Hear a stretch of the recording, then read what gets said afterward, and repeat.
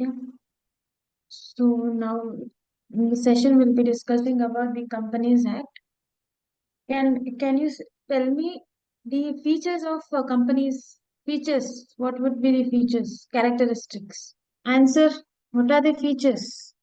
Okay. Limited liability to the extent of shares. Okay. Any other features? That's it. Legal entity. Yes. Common seal. Yes. Artificial person. Okay. Companies Act. Okay. Large scale. Okay. Yes. Which all companies, next question, which all companies has registered under Companies Act? Which type of companies? Type of companies. Private limited, okay. Only private limited companies. Public limited, okay. LLP, yes. One person, yes. No, NGO specifically, Section 8 company. Yes. No. Partnership company. That is LLP. Okay. See. So Companies Act is applicable. Companies incorporated under this act or previous Companies Act as per 1956. Okay, or insurance companies except the provisions of the said act are inconsistent with provisions of Insurance Act. Okay, or IRIDA Act. Okay, banking companies except provisions of the said act are inconsistent with the provisions of the banking regulations. Then companies engaged in generation of the supply of electricity, exception to Electricity Act. Okay, any other companies governed by any special act for the time being in force. Okay, such body corporate which are incorporated by any act for the time being in force. Example, Section 8 companies. It was like initially we had only NGOs and societies, trust. Now again, even trust, Section 8 companies also has come under Companies Act. And as central government may by notification specify in this behalf. So definition of company is the company, as per Companies Act, the company means incorporated under this act or any of the previous company laws. So we had 1956. Characteristics, separate legal entity. So the promoter is separate from the company. Perpetual succession. So even of the death or insolvency of its members, promoters, the company will continue. Okay, the company is not a citizen. So company is not a citizen, but as a nationality, its nationality depends on the place of its registration. And limited liability, yes, to the extent of the share of the members, the liability will be limited or depending on the type of company, whether limited by shares or unlimited shares. And separate management. Okay. What about lifting of corporate will? What is lifting in general terms? Lifting of corporate will. What is lifting of corporate will? Takeover of other company. No. Next level. No. Misconduct. You're near to the answer. Legal decisions. No. Ignoring the identity. Yes. Yes. Ignoring the identity. Not binding. Not for binding or dissolution. Okay. So, so do you know the case of Satyam Computers? Yes. What is the issue? This the company had inflated, yes, fabrication of books of accounts. So, example, if I had a turnover of 10 CR, I'm showing the turnover of 50 CR. Okay, I'm fabricating, I'm increasing my share. Yes, misuse of funds. Okay, for personal use in that cases. Okay, example. Okay, so we will lift the lifting of corporate will means the identity, the separate identity, like legal identity as a company, we will lift and see beyond it. So for this, only the court will permit.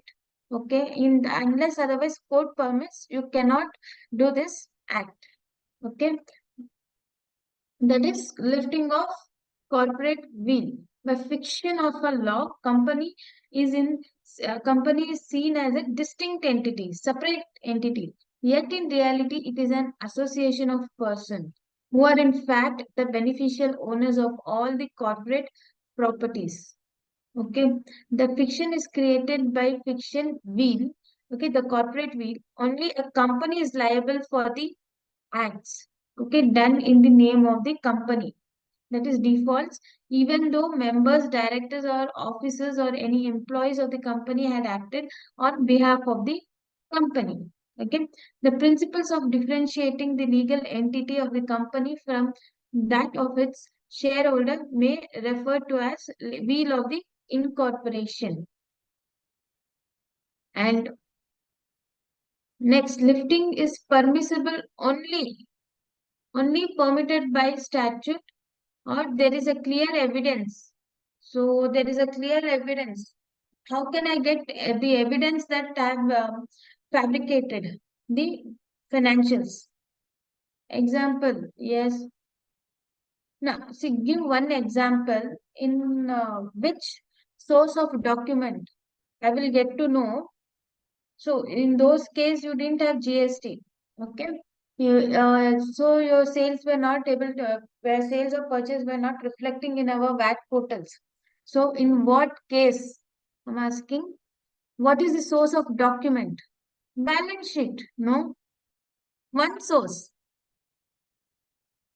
I'm fabricating, right? My financial sales turnover. I'm showing an increase.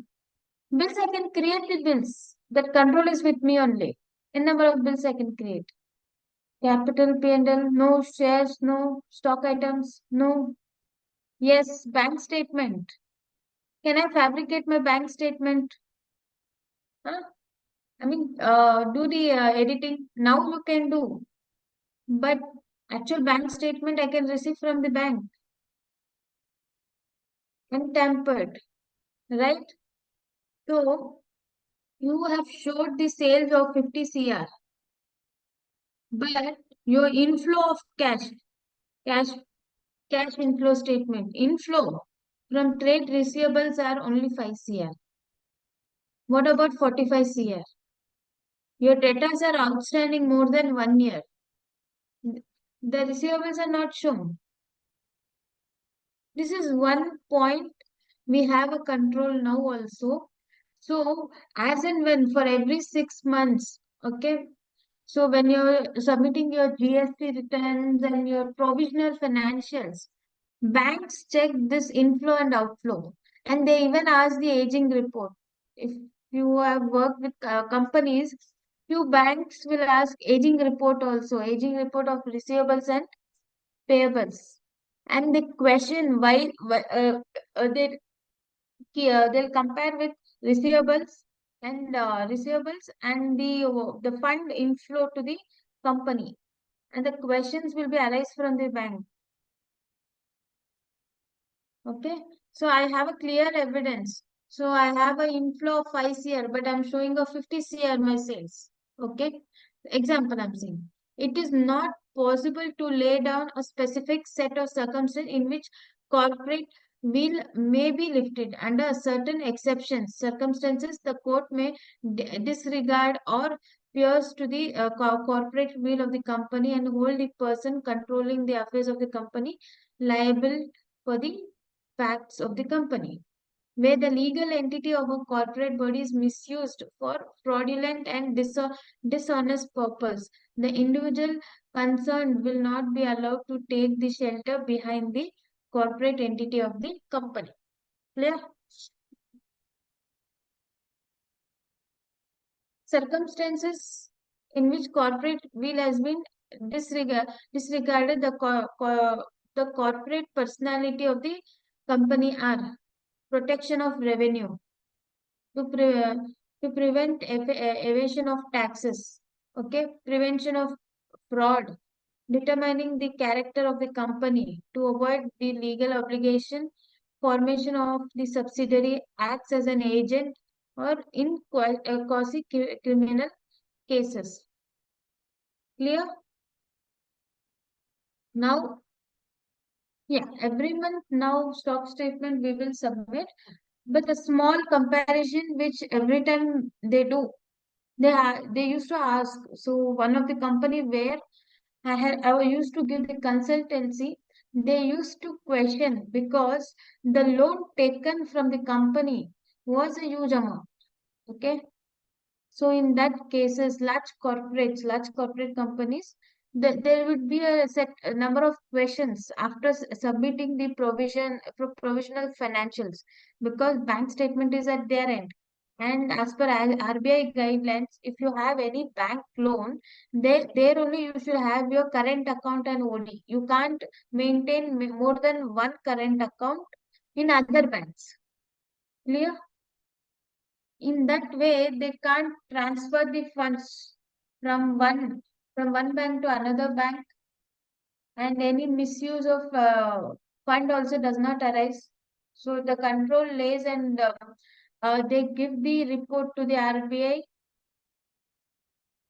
from one bank only. Okay. So classification of companies. So on the basis of members, private limited. So, private limited company, please tell me on the basis of members. So, maximum how many members can be the shareholder of the company? Minimum two. Maximum 200. Yes. Minimum two and maximum 200. What about public limited company? Minimum seven. Yes. Maximum? Yes. No limit. Okay. Then next, one person company. As yesterday we had discussed, only one. But you have to what? You have to file nominee. Nominee file should be uploaded while incorporating. So if anything happens to the person, okay, that unsound mind, okay, in such case, the nominee will act on behalf of the company, and whether he or she want to continue, or whatever they want to wind up. In that case, they can decide. The nominee should be there, appointed. Okay. What about small company? What is small company? Small company. What is small company? Limited capital. Okay. Any other answer? Turnover within 50 CR. Okay. Still the answer? Yes. Yes, sir. Correct, sir. Paid up capital does not exceed 10 crores. Then what about the turnover? What about the turnover? What is the turnover limit? It's not a public limited, but my share capital does not exceed 10, 50 CR. No, no, no, no. 400 crores. No, no, no, not us. 40 CR. So there is a limit. Okay. Yes, 40 CR. Based on your share capital and turnover. Other than, so what are the companies other than one person company and small company? You have Section 8 company. So on the basis of members, LLP, yes. The next, limited company, unlimited company. Limited to the extent of my shareholding, and unlimited. So unlimited companies are termed with limited by guarantee and limited by shares. Next, on the basis of control. What is the difference between holding and subsidiary? One difference, since both are same, right? Directors, shareholding of another company. No, no. Okay.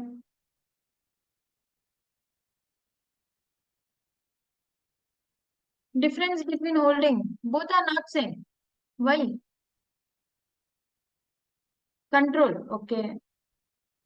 Parent company is my subsidiary. The company is my parent is my subsidiary or holding company. Holding company shares not holded by another company, but subsidiary company shares with other company. Yes. Voting rights controlled by parent company extend to the shareholding holding company. Okay. What about associate company? 51%. Yes, more than 50%. The time the company becomes the subsidiary of holding company. Yes. So associate company, what is the associate? Sister company. Then the subsidiary also will be the sister company. Please, one example, firm owned in a part by parent company. Okay, investment in plant and machinery. One company started another company. Associate with holding companies, sister concerns, holding shares under one roof,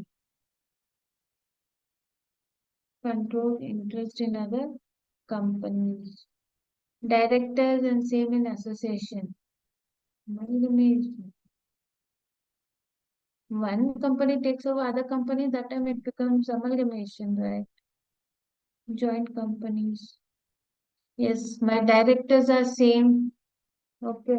As here, I don't have here more than 51. I don't have there in this company, but I have my board members are same. My directors are same. So I have a significant influence on this company. Okay. If in my yesterday's example, I had an hospital and a pharma. Okay. Where Ram, Bhima, Soma are shareholders. Here, Ram and Ram's wives were there. If same Ram, Bhima, Soma are the same partners or shareholder, if it is a company but with different name, that time they have a significant influence. Okay, even though the pattern of shareholding is different, also significant influence on any decisions. Okay. Next, listed company, which is listed in SEBI, stock exchange or bond under SEBI, unlisted private limited companies and not listed in stock exchange. Next, foreign company. So foreign company, what is foreign company? Can they have establishment in India? Foreign companies, can they have the establishment in India?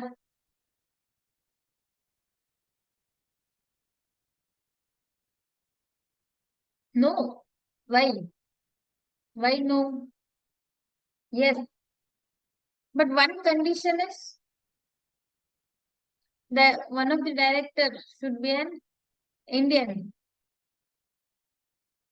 Its operating office in India, registered outside India.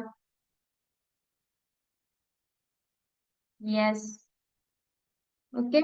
Government companies, these are nothing but public companies and which are run by government. Okay. One example for government company. One example. Holding more than 50%.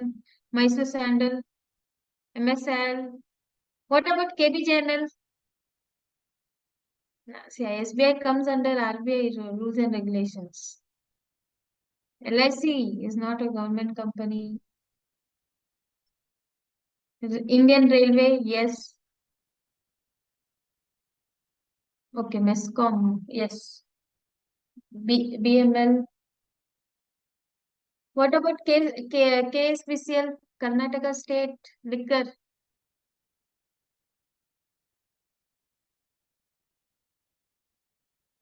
Okay, yes. Then the companies with charitable objectives. Can you give any one company? Examples. I need examples. So I think you have understood yesterday's class. Schools. No. Example. What about the foundation run by Sudha Murthy? Tata Trust. Yes. What about your institute? Yes. Okay. What is dormant company?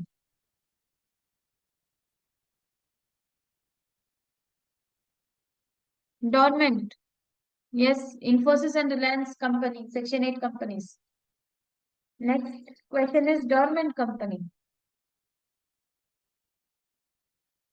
I need the answer from you. Dormant. Inactive. Then it goes into strike up. So next, Nidhi companies. No significant. Yes. Finance. Yes. Then public financial institutions. Clear?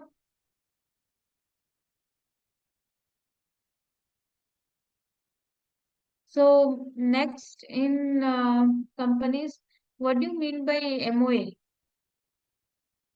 Difference between MOA and AOA. Please give me the difference.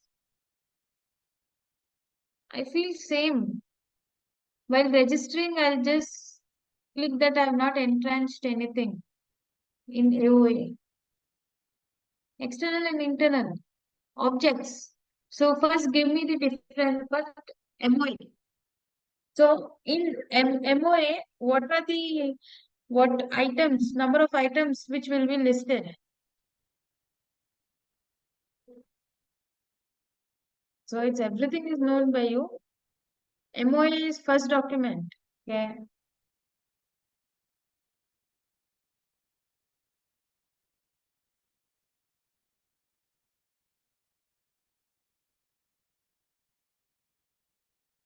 Object clause. Okay. First, after my run application, my name clause. Right? Whether what type of like what is private limited, public limited, one person, that my name clause will be there. Second, object clause. Yeah, registered office. Registered office clause.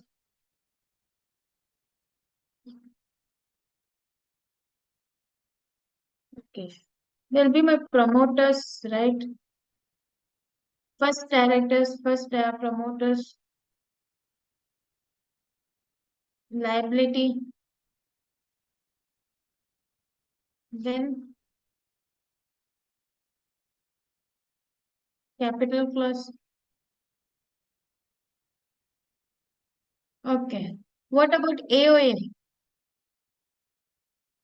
What other details will AOA have? Okay, yes. Share capital. Yes. Directors, their qualification,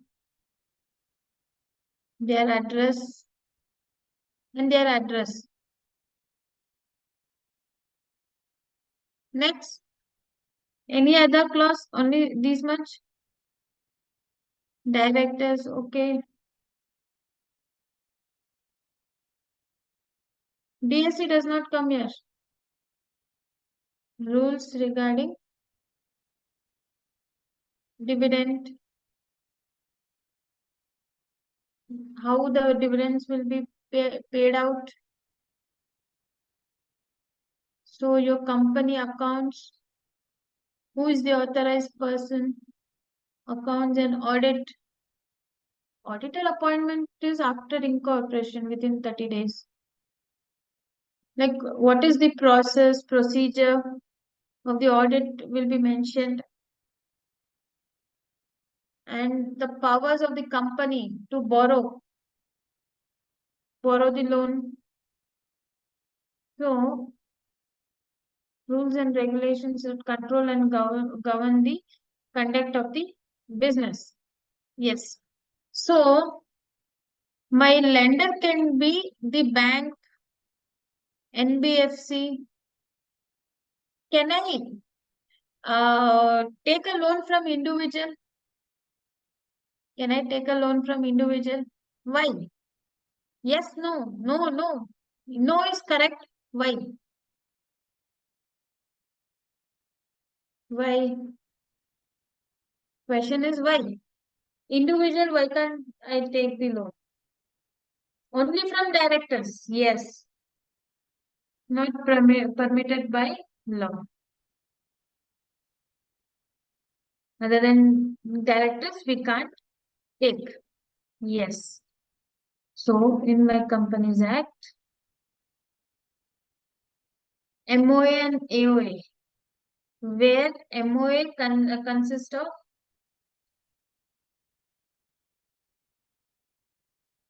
name, registered objects, liability, and capital clause. Okay, and under which, while incorporating, you will get the tables, 5 tables. No, A to F tables will be there. In the suitable category, you need to apply. Next, content of AOA is your shares, qualification of appointment, powers of the directors, then rules regarding the dividend and reserves, accounts and audit. Okay. So accounts, who is responsible, which shareholder director has been authorized, and audit. Okay. Who is taking care of that audit team, or whatever the observations given from the auditor, how it is resolved. Example. Okay. Provision relating to the company's borrowing powers. Okay. Powers relating to conducting meetings and process of winding up of the company. These are given in my AOA. Okay. So next is shareholder. What is my shareholders? Type of shareholders? Only 2 types. That is my equity shareholder, and preference. Okay. They are the shareholders. Okay. Equity. Is my debenture holder is a shareholder of the company? Debenture? No. Yes. No. It's like similar, debenture holder is like similar taking a loan from an individual. Yes, for a certain person, for 12% debentures means, even though I'm in loss or I don't have the profit, so I need to pay them. Hmm? Whereas equity shareholder, if you're suffering from loss, there is no need to pay the dividends. So equity shareholders are main stakeholders of the company, and when the time of dividend distributed comes, the preference holder would get the first. Means preference holder come with the fixed percent, 8%, 10%. Okay. So first the preference shareholder has given the dividend, and whatever the leftover earnings will be divided with equity shareholder. Preference shareholders generally have no voting rights because of their preferred status. They receive fixed dividend, generally a larger than those paid to a common stakeholder, and their dividends are paid before common shareholders. The number of shareholders told one person company, 1 person private limited, two is required, public limited minimum 7% are required. Okay. So list the shareholders' rights. What are the shareholders' rights? Shareholders' rights. Comment box. Voting rights. Yes. Voting rights. Next. See, I'm the member of the company. So what are the other rights?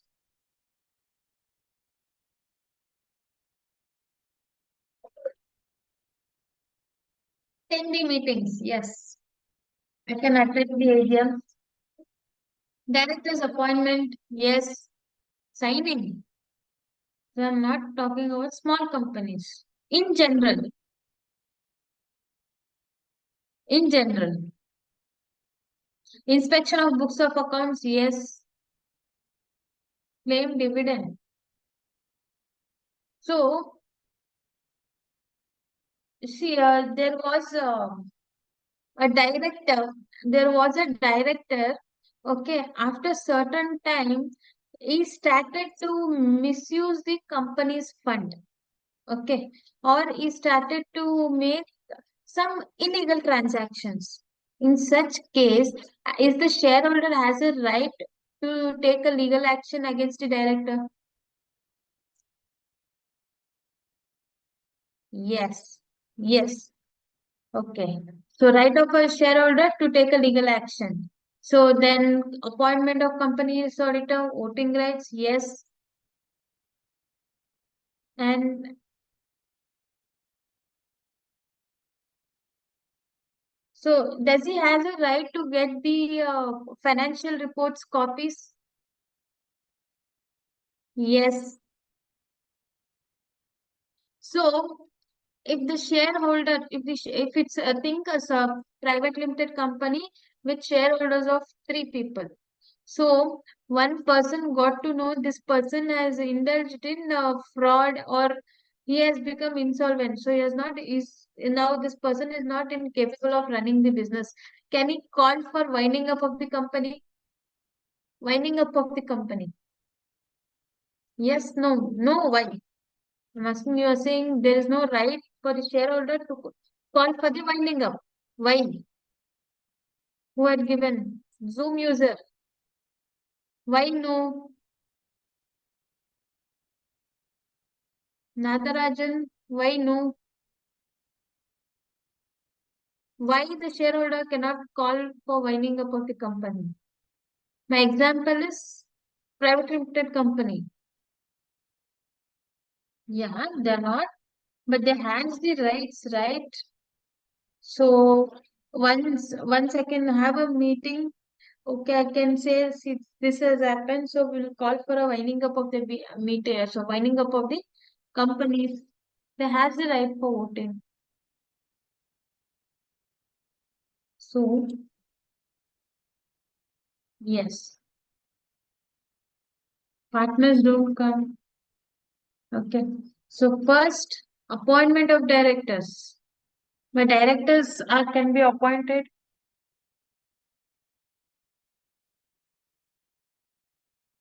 Appointment of director. Next, legal actions. So in that any director has done by so any act done by the director in any manner which is prejudicial against the affairs of the company. Okay, which is against the affairs of the company. So I've misused the funds. Okay, there is no clear picture. So the legal action can be taken. Fraud or when the assets of the company are getting transferred at an undervalued rate. If the value of the property is 4 CR, since I'm transferring to my my relative, so I'm undervaluing for 2 CR.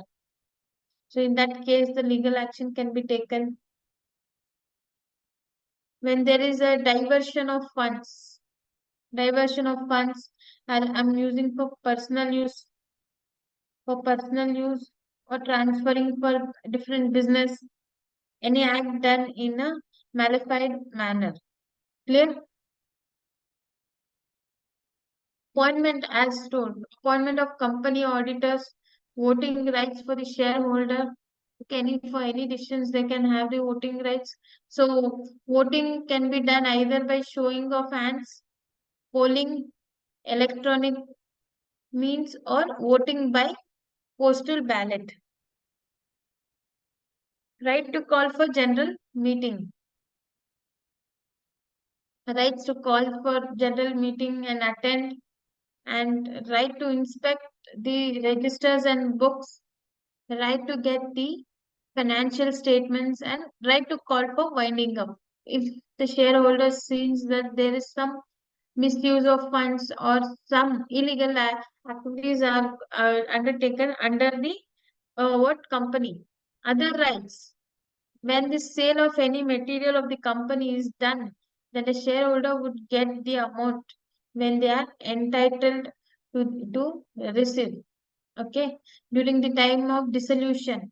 Okay, so when they have sold the assets of the company, so in that they can receive the any income arises, they can receive the amount and they are entitled to receive since the last person to get settled their account when the company is converted into another company, then it requires prior approval of the shareholders.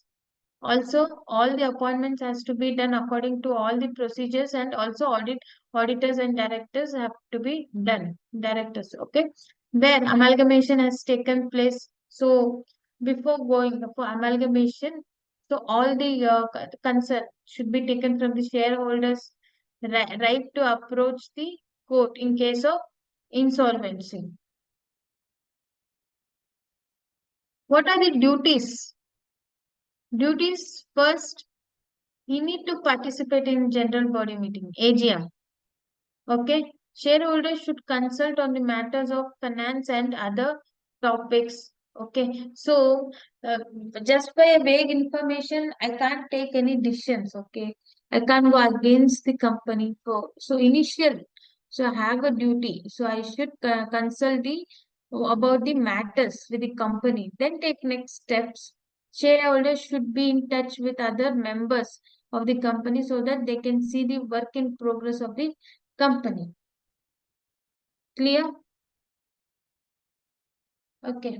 So when the reasons, the termination of membership. So first, you were holding the specific shares. Now, when you transfer the shares, okay, so in that case, you will not be an a shareholder of the company, or shares are forfeited, given up.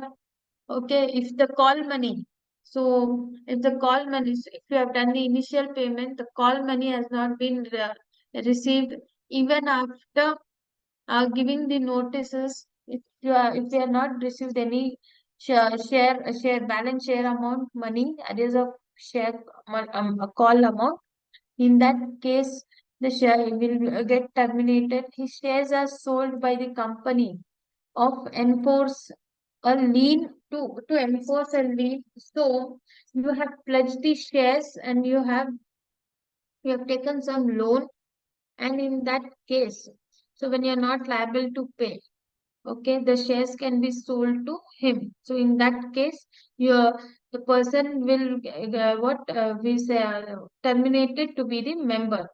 Death, buyback of shares. Okay, if a member become insolvent and his creditors replaces him in the register of the members of the company, okay, non-payment of the allotment calls on the shares held by the members resulting in a forfeiture of the shares of the company. In case of winding up of dissolution or a strike off of the company, so small thing is board meeting. So everyone should know board meeting, my first board meeting should take within 30 days from the date of incorporation. Okay. And in one calendar year, minimum 4 meetings should have been taken place. And the gap between two board meetings should not exceed 120 days. Okay. So my criteria for company minimum the first board meeting within 30 days and minimum four board meeting has to be taken place and it should be documented. Okay. In case of dormant, inactive or small companies, Section 8 companies and private limited companies, which if private limited, which has been started recently, upcoming with startup company. Okay, this section is deemed to have complied if at least one board meeting. one board meeting has been held in each of the half calendar year. Okay, that is at least minimum 2 meetings they are asking, and the gap between 2 meetings should not be less than 90 days. Okay, and board meeting notice within 7 days before the meeting via post or through electronic means. Does the board meeting can be conducted via Zoom call? No, via Zoom call board meeting can be conducted. Yes, that should be the recording should be kept. No, why, sir? Of course. What about AGM? AGM can be conducted if the private limited company with just five shareholders. Yes, it- board meeting and AGM can be conducted by video conference also, and so there is no necessary to give via post only. The electronic means email notice can be given. If board meeting and AGM is same, board meeting and AGM is same? No. Okay. So what are the major decisions which we take in AGM that differs from board meeting? Major decisions. Financial, adoption of financials, board meeting only directors, approval to projects, yes, dividend, yes, approval of directors, appointment of auditor, rotation of director, yes, yes, yes. So in AGM, any major decisions, so if I'm going for any expansions or any amalgamation, upcoming projects, okay, not in the ordinary course of business. So I'm going for in joint venture with any other company. Such case also, in AGM approval is required. Discuss of final accounts, yes. So my AGM differs from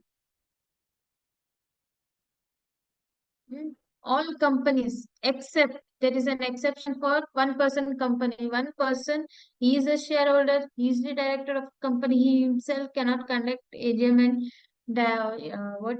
board meetings. So all companies except OPC should hold after each financial year. So only one AGM can be conducted. A company must hold within 6 months from the end of financial year. That is within the 30th of September. Okay. The time gap between two AGM should not exceed 15 months. Okay. So a company must give a clear 21 days notice to its members calling for the AGM. A notice should mention the place, date, okay, where the meeting is scheduled, whether in a registered office or in any hall, and what is the timing and what are the points that will be discussed in the AGM should be mentioned in the notice. Yes, to approval of financials, dividends.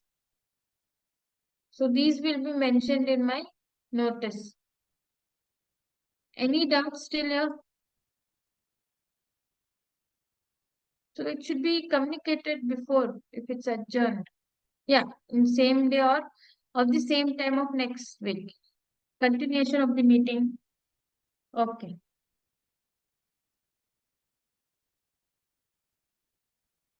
Next. So what is the trust?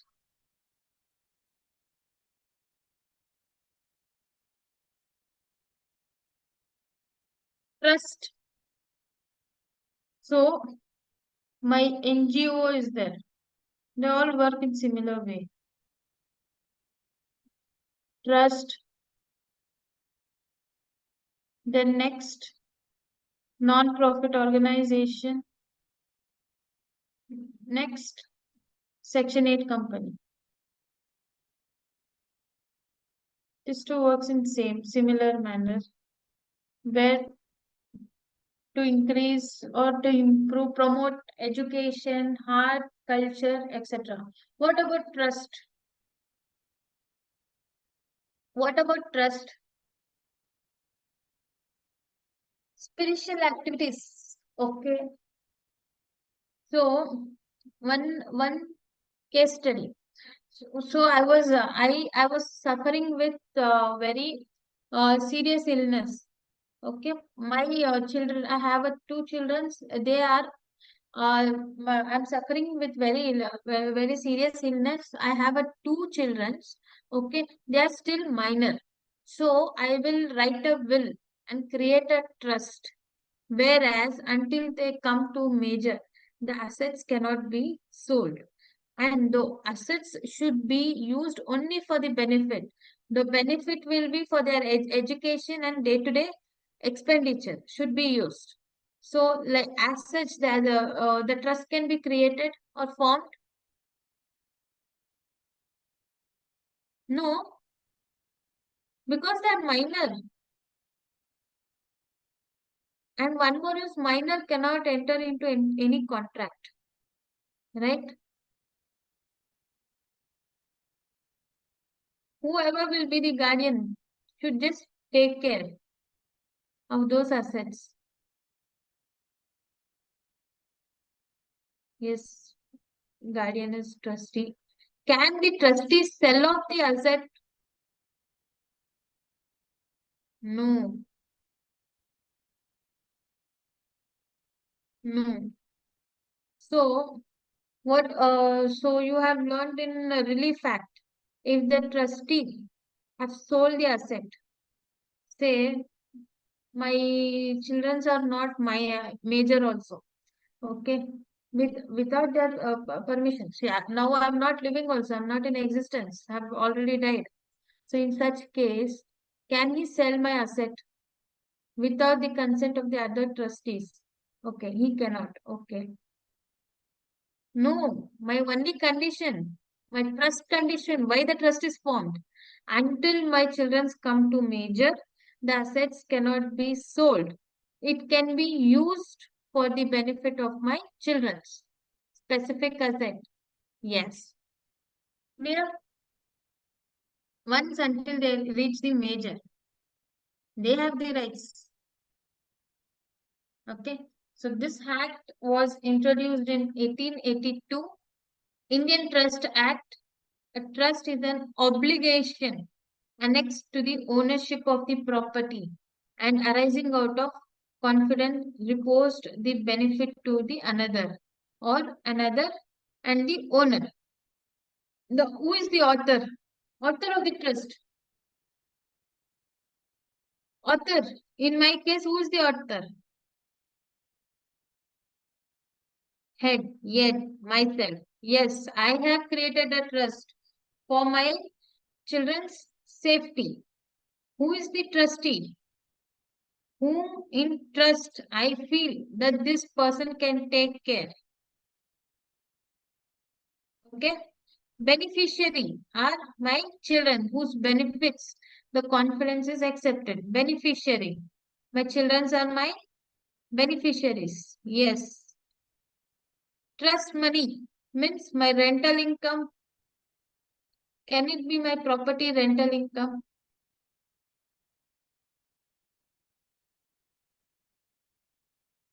Hmm? Corpus fund, yes. So beneficial interest is beneficiary is the right against the trustees as the owner of the property. Okay. Instrument of the trust. The instrument is, if any, the trust is declared to call the instrument of trust. Those contracts, agreements. Okay. The trust may be created for any lawful purpose unless, please take care, MCQs might come on this type. Okay. when it is forbidden by law is such nature that if permitted, it would defeat the provisions of the law. Fraudulent activities involves or implies in injury to the person, okay, or the property of the another. Okay, the court regards it is an immoral and opposed to public policies. If any public policies, okay, in that case,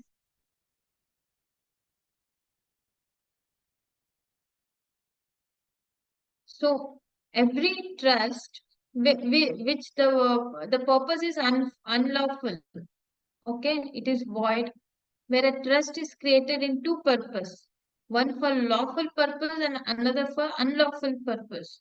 So since one is divided, it is not both separable. So the both are considered to be void.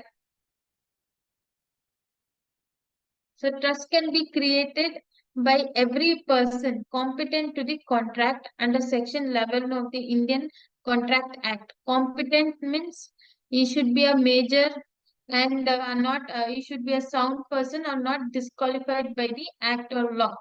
Okay, by or on behalf of minor with the permission of principle of civil code. Okay, or original jurisdiction. HUF, a association of person trust by a government company, subject of the trust is the subject matter of the trust must be the property transferable to the beneficiary. So after my children come to major, so the property shall be transferred to them. It must not be merely beneficiary interest under the subsisting trust, just for mere sake, like for window dressing. I can't create a trust. Okay. Who may be the beneficiary? Who may be the beneficiary? Every person capable of holding property may be the beneficiary. Of course, beneficiary may renounce his interest under the trust by disclaimer addressed to the trustee or by setting up with a notice of a trust claim inconsistence herewith. Then who may be trustee? Every person capable of holding the property. Okay, so my concern, who in which I feel he is a person, okay, I give him to the rights, okay, so that he can execute on behalf of the trust, okay, and safeguard the rights of the my children's example. So trustee to execute trust, the trustee is bound to fulfill, okay, purpose of the trust. The trust purpose was to take care of my children, okay, to use whatever the funds come for their day-to-day expenses and for their education, obey the direction of the author. My bill is only so much, so unless they come for a major, the funds should be specifically used for their existence. The trust given at the time of the creation except as modified by them. So if I am alive, I can modify as and when required. Consent of all the beneficiaries being competent to the contract. So rights of a trustees. So right to title deed. So trustee can check with the title deed and reimbursement expenses, any expenses incurred on behalf of the trust. Okay, he can get reimbursed rights to recouped for erroneous overpayment. So if in my trust had given that for the monthly maintenance should not increase, okay, more than 10,000 except the consideration of average inflation. If you are given the payment more than 10,000 monthly, in that it can be recovered in those cases. And right to indemnify from gainer of the breach of trust. So what is this right to indemnify gainer? Please explain. Indemnify trust running as per bylaws. Yes.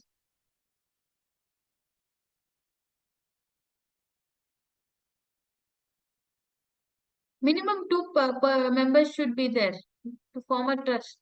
Okay. What is right to indemnify from gainers? I've given a note. Please read and tell me. Example. I need in the form of example. Right to indemnify. Indemnity from gainers of breach of trust beyond expenditure made. Who has gained an advantage from the breach of trust? Utilization of fund.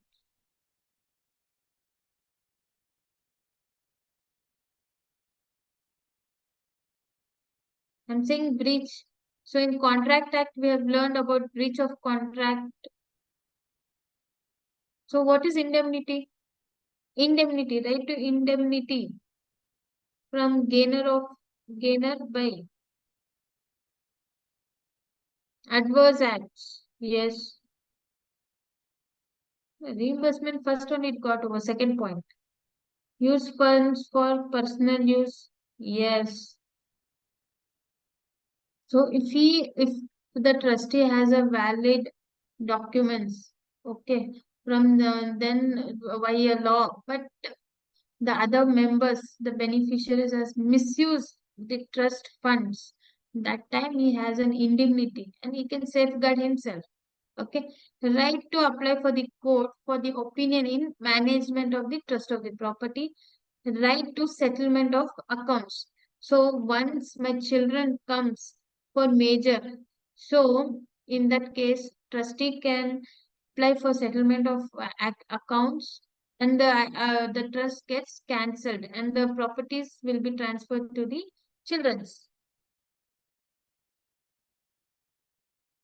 So how the trust can be put to an end? The trust formation, the trust will be formed, and when it comes to an end, when the purpose is fulfilled. So once my children's come major, the property gets transferred.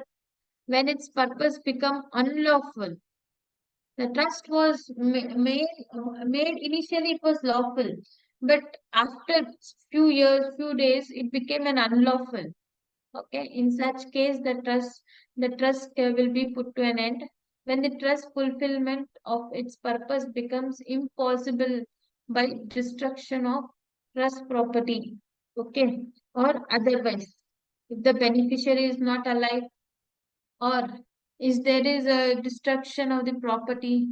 Okay, in such case, the trust comes to an end when the trust becomes when the trust being recoverable is expressly revoked. Clear? And the formation of trust is creation of trust deed and self attest of copies of ID proof of settlers, for instance, of their Aadhaar card, PAN card, etc. And ID proof of trustees. Who is the trustee who takes care of my property?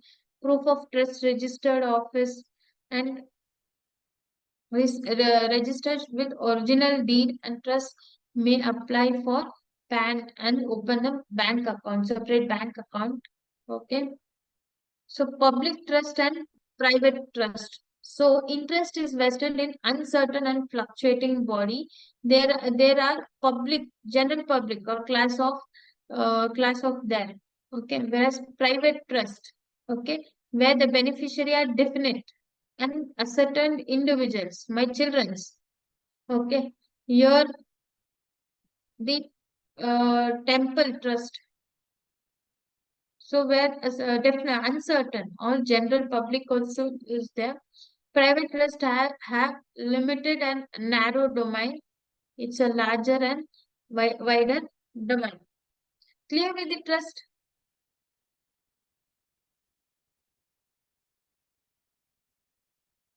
No, it takes. You need to check whether it's a public or private.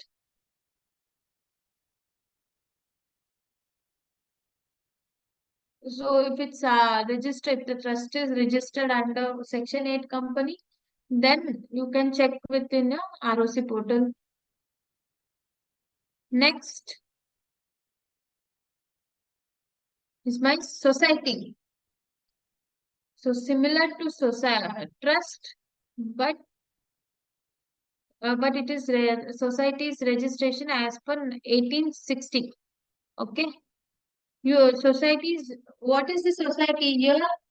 It cannot be, the society cannot be created for my children's. Okay. So here the main thing is promotion of charitable activities. The societies will be created for promotion of charitable activities and promoting what education, art, religion, culture, music, sports, etc. So stages, similarly, first selection of name. The name should not be the name which already exists, and your memorandum where name, object clause should be mentioned, and any seven members initially, okay, initially, okay, with their skills or whatever for the purpose they have created should be mentioned in the MOA, okay, and should be provided to the register office, and these should be stamped, and then you can apply for the PAN. So NGO, as I told, NGO, one is trust when it is a public limited NGO, Section 8 company, and societies. Societies under where the NGOs are registered under Society Registration Act. Okay, whereas Section 8 company under ROC. Clear? So, can I trust receive foreign fund? Question answer. Can I trust receive foreign fund? No. Yes. No. Unless no unless have FCM. Okay. Can all the trusts receive foreign fund? If I am registered under ROC, can all the trust? Is there any rules regulations? Yes, to be registered under SCRA, Foreign Contribution Regulation Act. Okay, the foreign contribution. So I'm receiving the funds donation from the foreign. Okay, in that time you need to abide with this act. Okay, where the acceptance and utilization of foreign funds or foreign hospitality by specified person, and prohibit acceptance and utilization of foreign contribution or foreign hospitality for any activities detrimental to the national interest. Clear?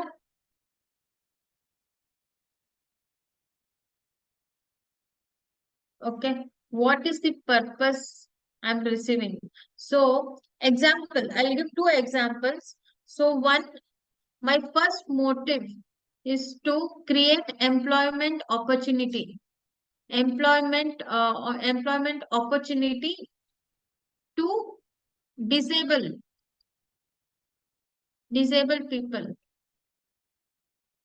So for this, can I get the FCRA permission? My motive is to create employment opportunity.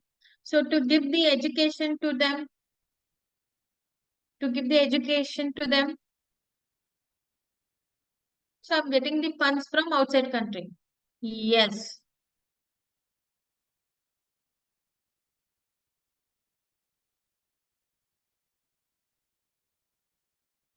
So one more.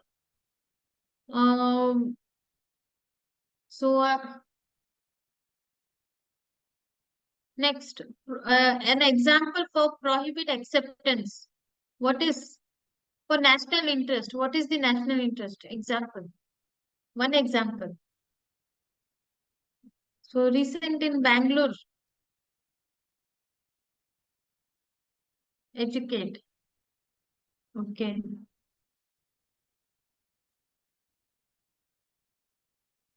Safety, care of the people.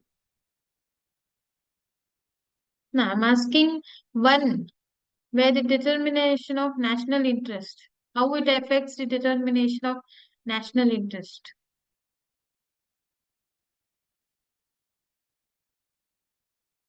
Polio, yeah, that is in national interest. Yes. What are one example for prohibited? So terrorist activities. Yes. So in recent last week there was an bomb attack in Rameshwaram cafe. Have you heard about it? So example, keeping the bomb in some public places.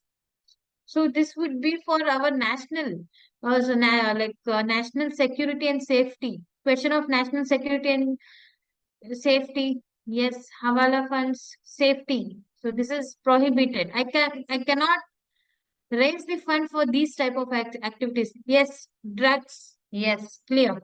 The trust cannot be created for any unlawful activity, and the trust cannot receive the funds. Okay, from foreign country just for our to what for the question of our national safety. So features. A provision was made for cancelling the registration of NGOs if the Home Ministry believes believes the organization is political and not neutral. Okay, the Home Ministry has a right to cancel the NGO's registration, and the FCRA will be valid for 5 years, and for every 5 years it should be renewed. Okay, the certificate needs to be renewed. The provision was inserted stating that the assets of the person who becomes defend. So why this 5 years validity is given? So any person or any member of that NGO as died, deceased, or being departed has gone out of the NGO. So those matters needs to be laid down in front of the government. Okay, a separate account need to be maintained. Okay, so I can't receive for my regular account.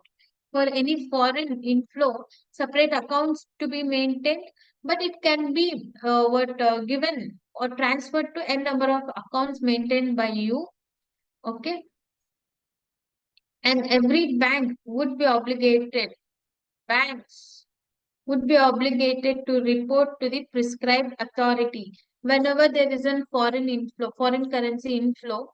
The government, sorry, the banks are liable to report to RBI. Okay.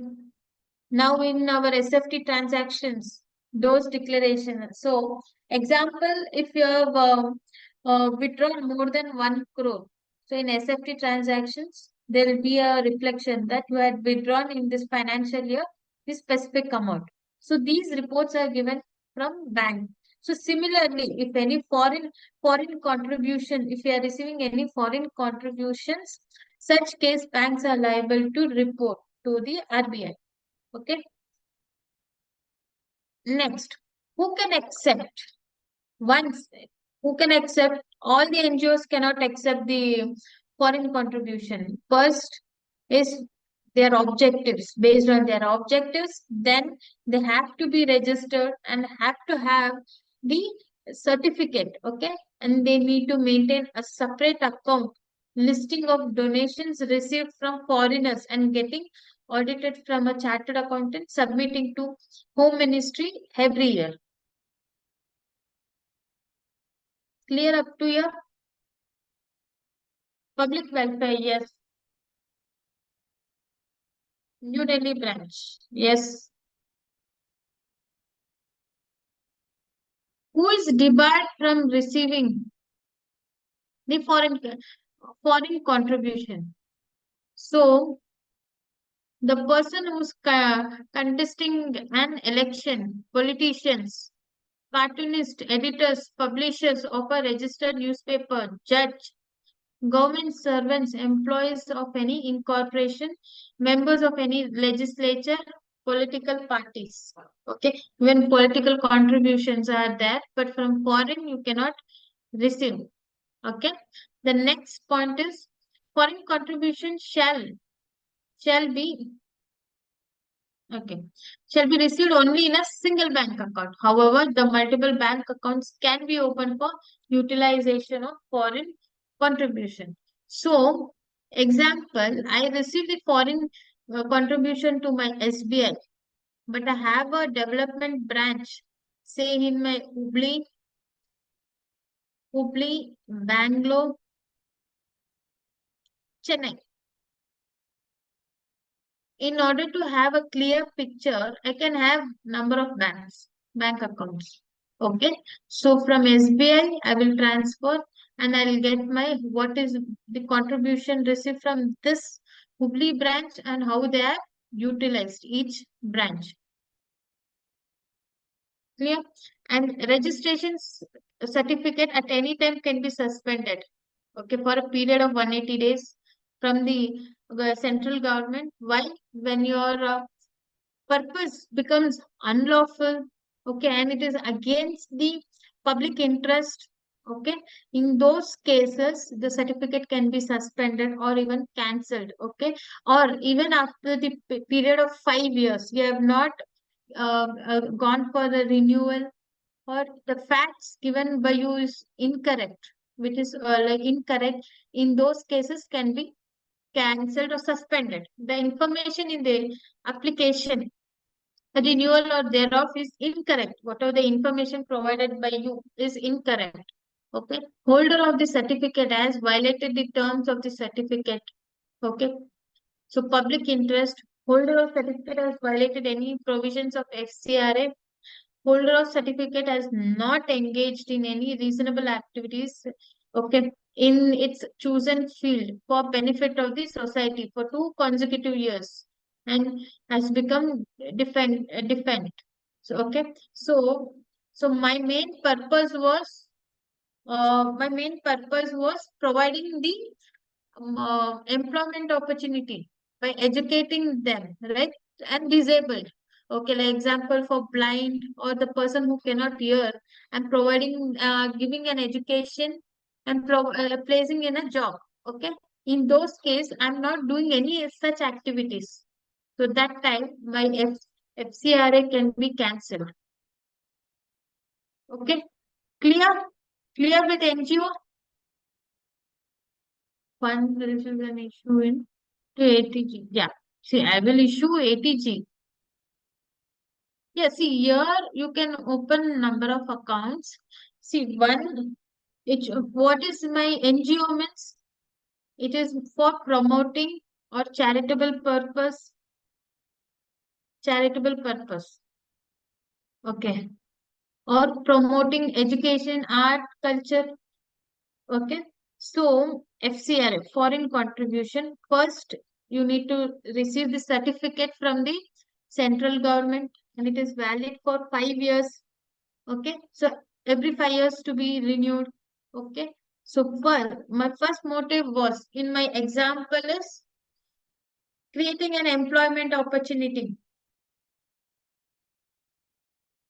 Employment opportunity plus educating,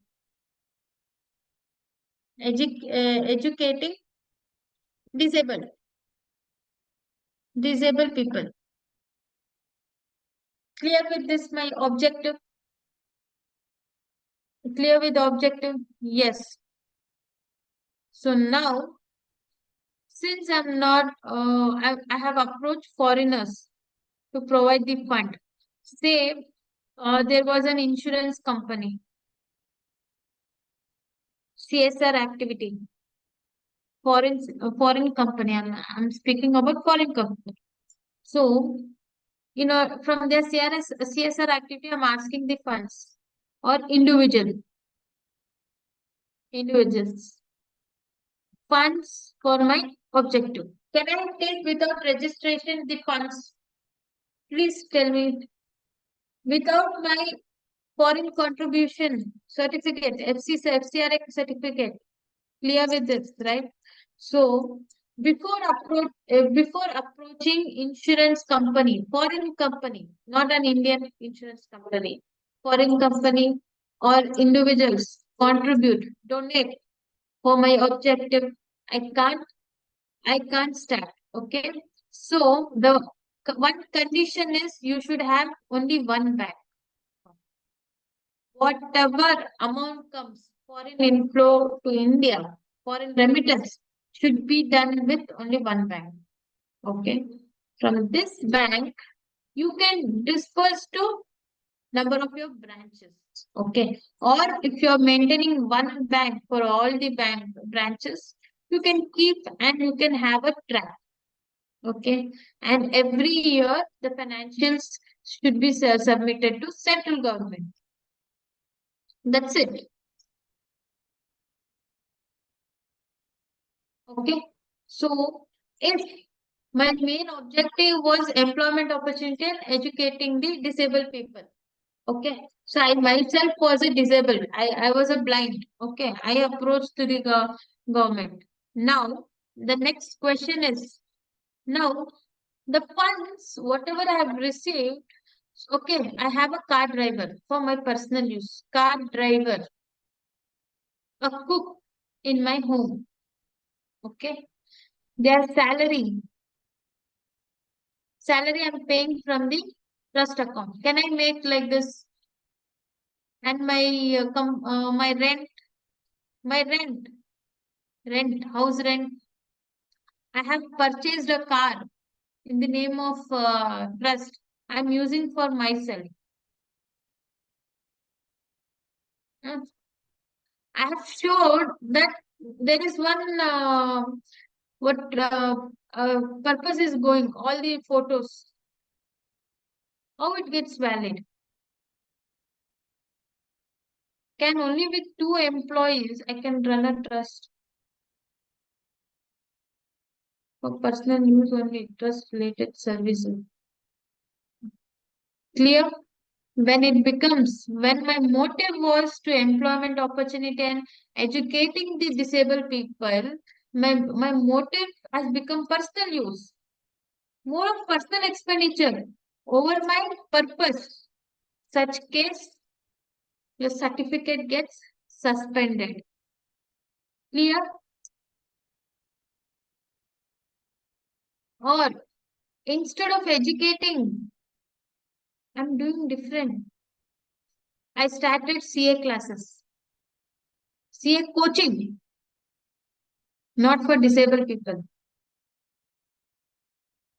My purpose is not, is my purpose is fulfilled.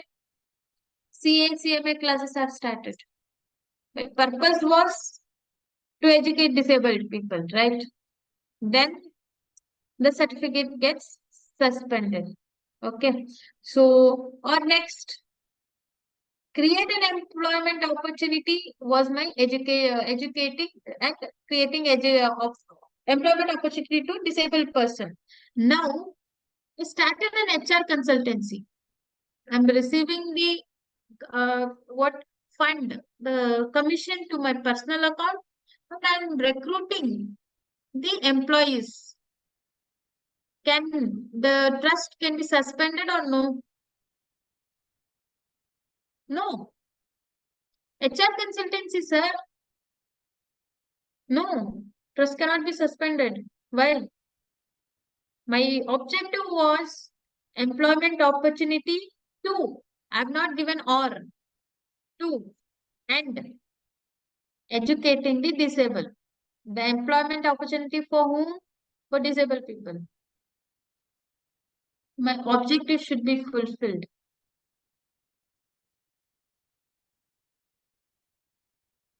Yeah, commission is for me, but my main objective was to create employment opportunity to disabled people, not well-fit person. It's against my bylaw, right? Yes. Clear? Your objective should be clear. As in when you become an HR consultancy, your TDS will start getting deducted. Commission 194H 5%. So what purpose? Okay, that will come track. Where what is the purpose?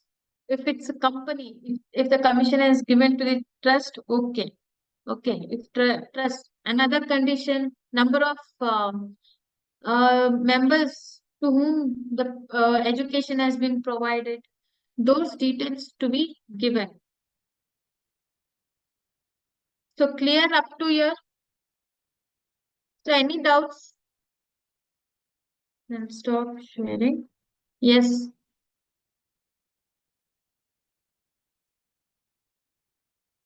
Any doubts?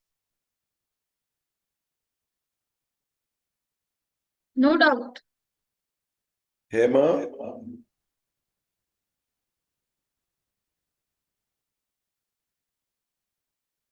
Yeah, we will be sharing the PDF. Insurance company, I'm saying. Insurance company. Example, I'm approaching the foreign insurance company. So in that way also I should have first basic document is FC certificate, foreign contribution certificate from India. Hema, Yeah, Yes, sir. yes, you can raise. Nothing is there, sir. Nothing is there. Understood. Yes, sir. yeah. See, the restriction, one restriction is you should have only one account for foreign contribution. So utilization of fund, you can have many accounts. Okay.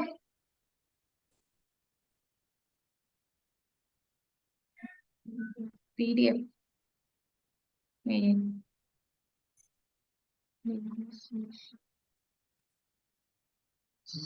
So altogether merged PDF will be shared by sir. Gunashekar,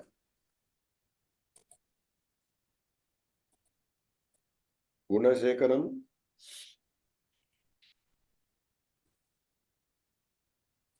Chidambar,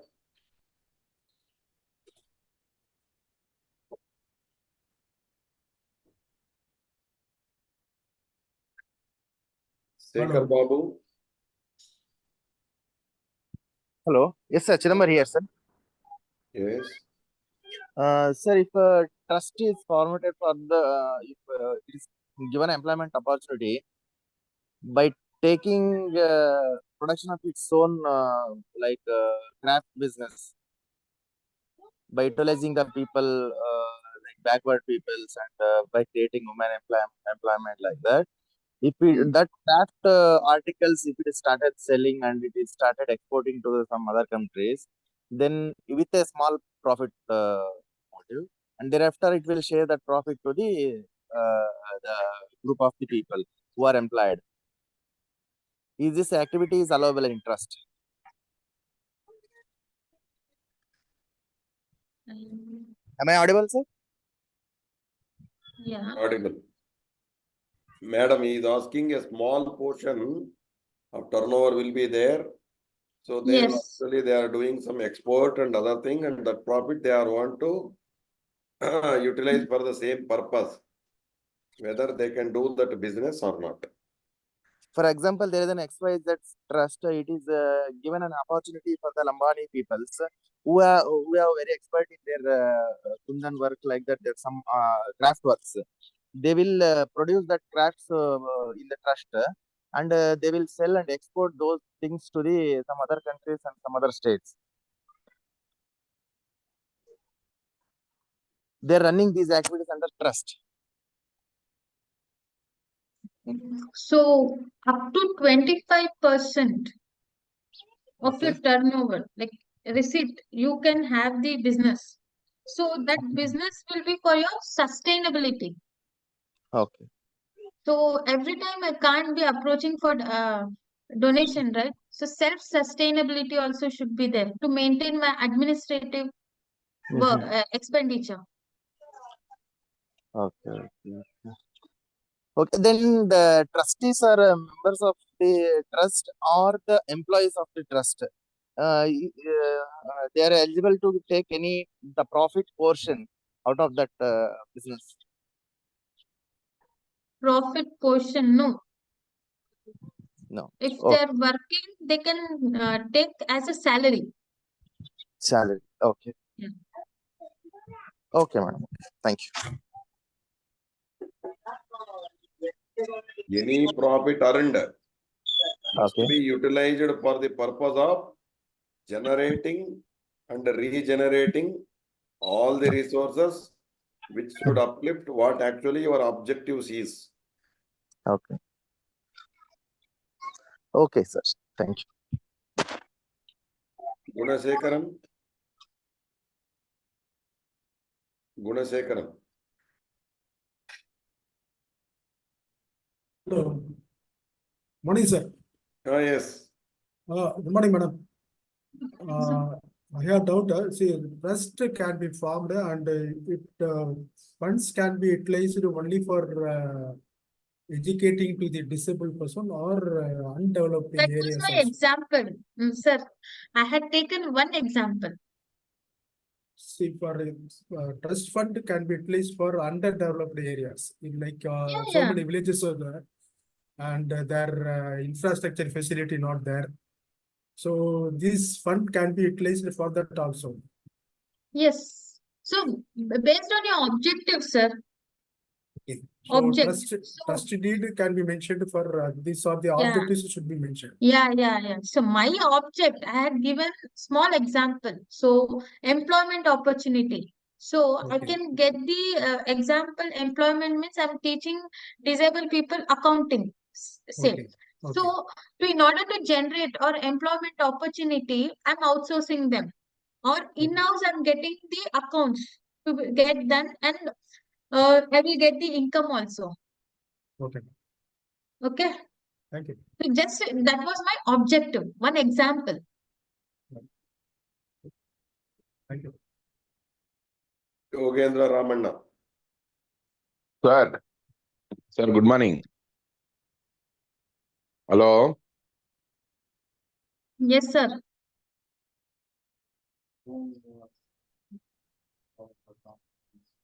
Yogendra Ramanna. Hello, sir. Are you hearing, sir? Yes. Sir, this Ramakrishna Ashrama Tumukuru, okay, they are open the trust. They wanted to renew. They want to file MHS certificate in the online. How to do that, sir?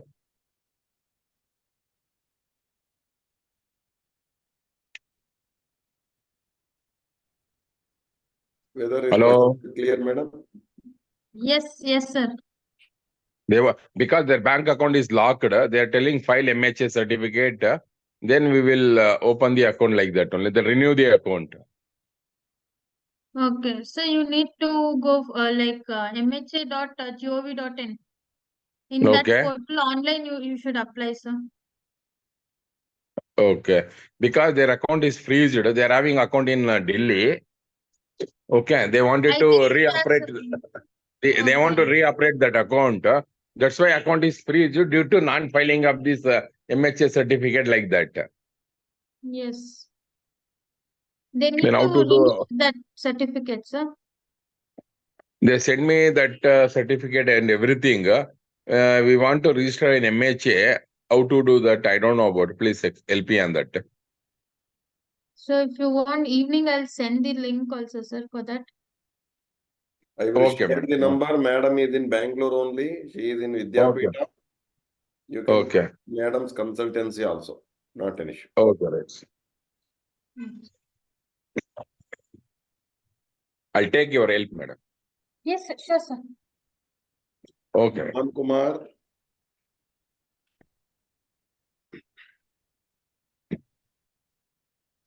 Mohan Kumar. Sir, good morning, sir. Morning, madam. Morning, sir. Trust can be audited by the social auditors. So, but while social auditor is a qualified chartered accountant, right? Yes, right. Yeah. Yes. Okay. Thank you, ma'am.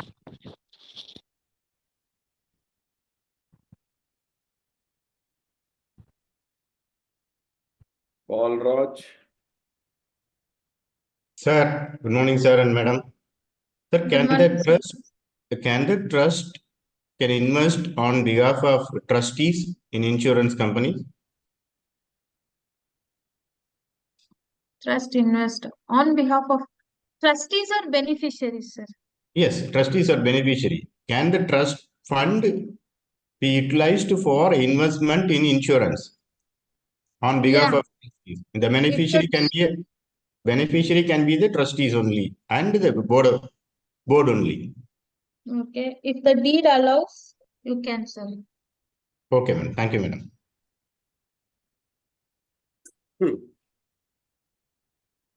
Zoom user.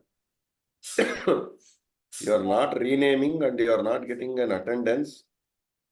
So how? At least you rename now.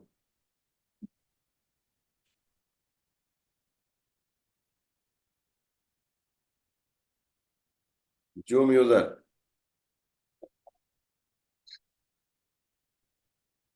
You rename first, sir. You rename.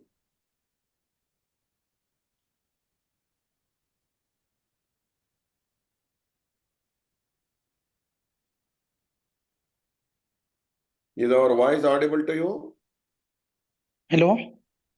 You rename, sir. You are keeping it as a Zoom user. We are unable to identify who you are. Bashwaraj, sir. Good morning, sir. Hello.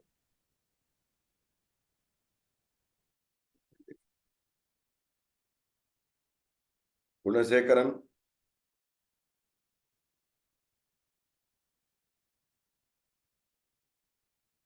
Hello. Lokesh. Yes. Gunasekaran, yes, first. Yes, sir. Already discussed with Madam. Okay. Lokesh. Hello, sir. Yes.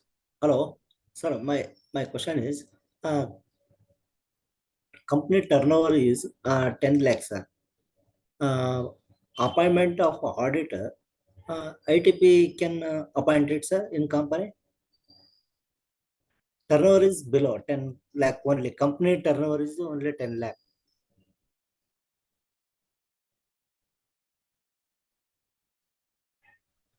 Madam is not there. Sir, can you please repeat what actually your question is? Sir, new company started, sir.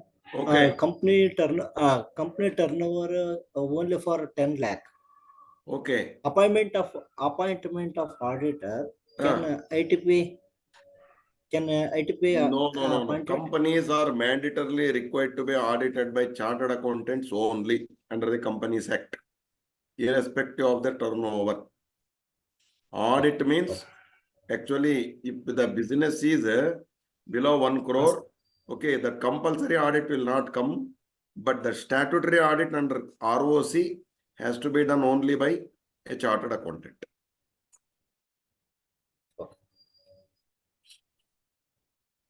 Okay. Okay, Vipul Luthia. Sir, can educational society be merged with the religious trust? Your voice is not clear. Hello. Yes. Can an educational society be merged with an educational Sir, we are unable to hear you. Religious trust? We are unable to hear you, sir. Be merged with an education. K.R. Basavaraj.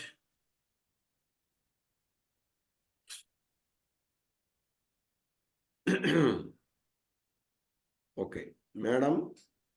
Yes, sir.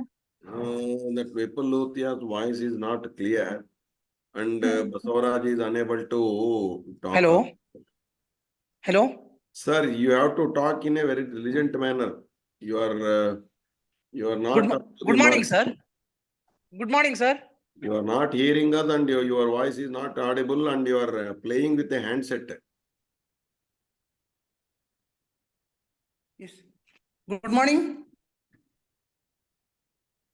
Good morning, sir. Madam, no, let Yes, us not sir. entertain that type of this one. No, it's not good. Okay. Let them be diligent. Muhammad Ali. Sir, good morning, sir. Yes, please. Good morning, ma'am. Good morning, sir.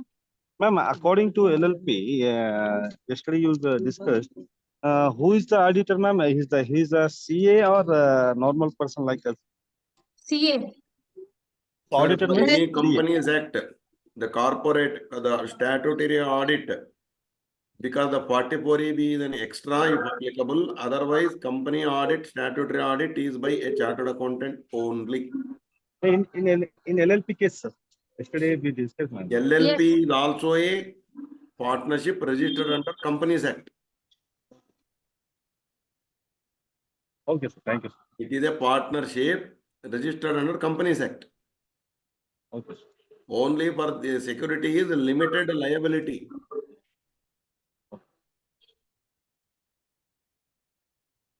Okay, sir. Thank you, sir. Okay. Thank you, Sekhar ma'am. Babu, we will sum up now, 7:45. Sekhar Babu.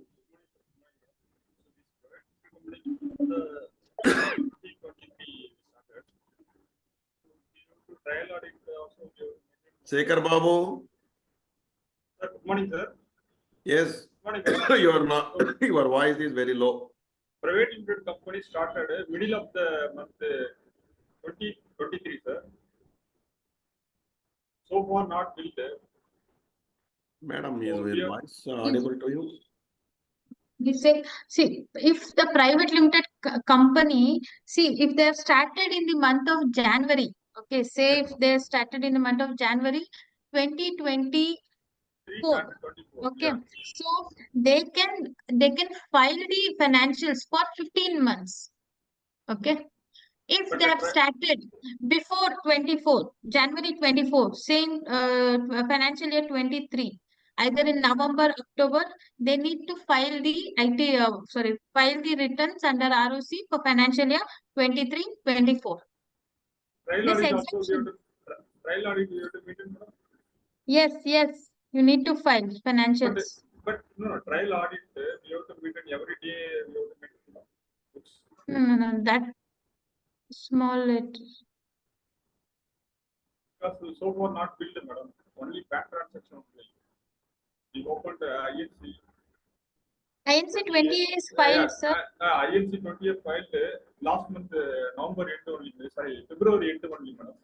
What is the date of start of business? Incorporation date. 31st July 2023, madam. 31st July 2023. Then they have to So file after the 120 days only we filed INC 20. Okay. Yeah. So now 1 month only it will come March 31st. No, We it have to was under maintain your trial audit. fault. No, We have when to your maintain trial balance, audit. when your transactions are started, sir, in your bank statement, This February 29th only. February 29th. Yeah, 29th. But you had received your incorporation date. I mean, incorporation 31st, certificate. 31st, Yeah. 31st July 2023. Yes, 31st July. So you need to file your IT return, sir. Yeah, Sorry, I filed, but not IT, even under ROC filing also should be done. But we have, my concern is trial audit. We have to maintain that. So MCA told 23, 24. We have to maintain trial audit. Audit trails. What's it, madam? Audit trails, right? Yeah, audit. Yes, correct. Yeah, audit trails. Yes, That is we need to compulsory, maintain. madam. Compulsory, sir. They had made compulsory, but I don't know when they'll withdraw. Still, when the filing will take place, as this is a first year mandatory they had made last year. We need to check on that, sir. Audit trial. Yes, Yeah, sir. audit Audit trails. Yes, for companies, it is must, irrespective of their turnover. Yeah, this person, small persons are so far not built. Only bank entries and that's all. That's only. So how you have to maintain? Compulsory means how you have to get it.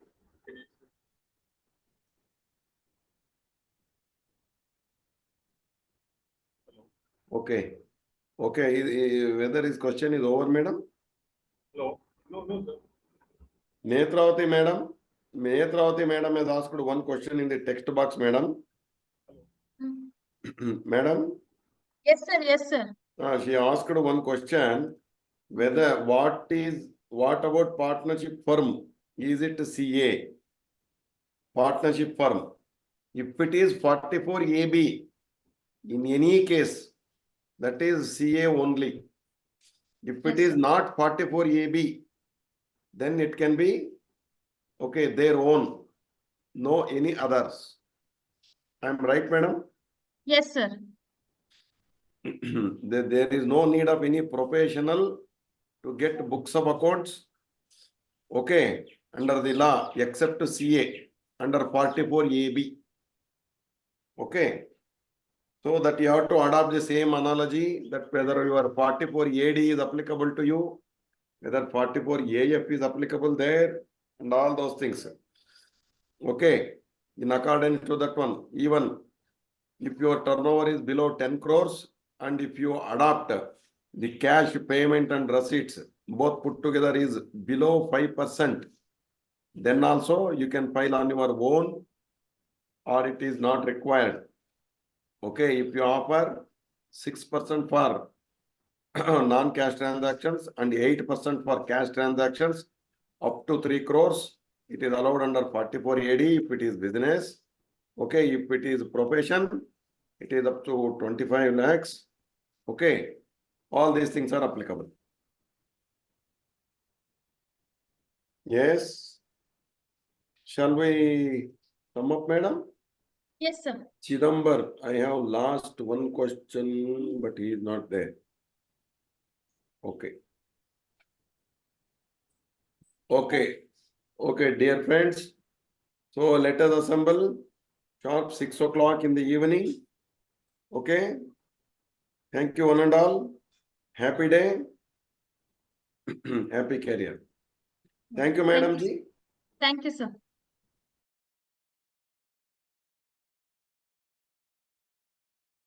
Good evening to all. So, in this session, we will be learning regarding the balance section chapters act. Okay. So, what are the other compliances?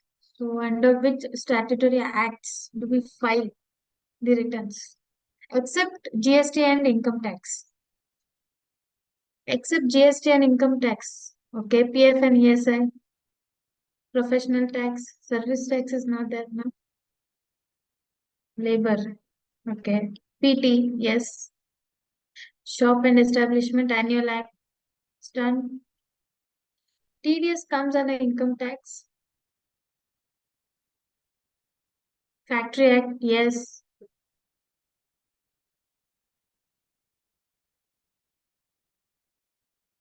So customs indirect, labor welfare, yes.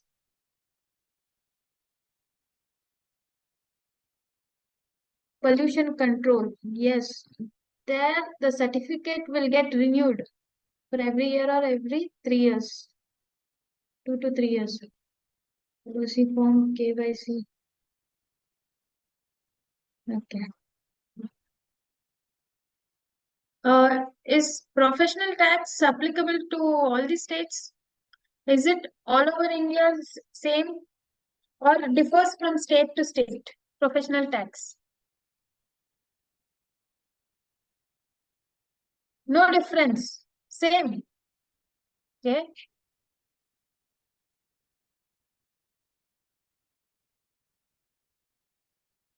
Sure. Is there no difference? Nah, if I am employed and working in Delhi, sorry, Goa, then do I need to pay tax? What is my PT? Yeah, no PT in Goa. Yes. Yes, it is state-wise. So my first point is it is state-wise. So professional tax paid on percentage-wise or based on the cutoff of salary?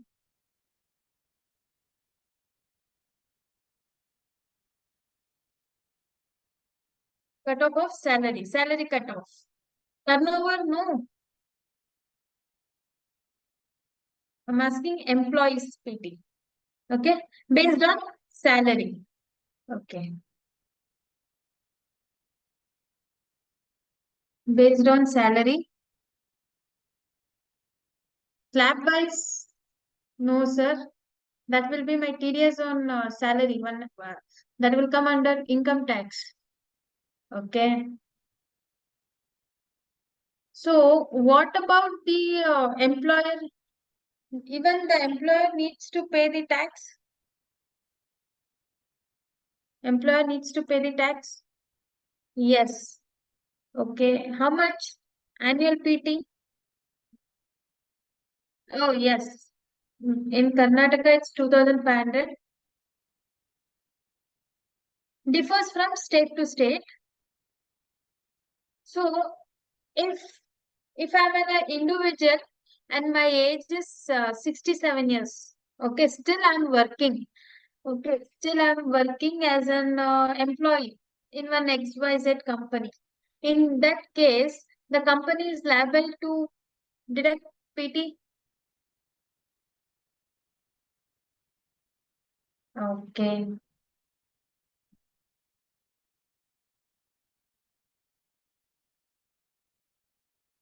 No? Okay, clear. So, that's it. So, these taxes, acts are known by all practicing. Okay. Is it clear? Yes.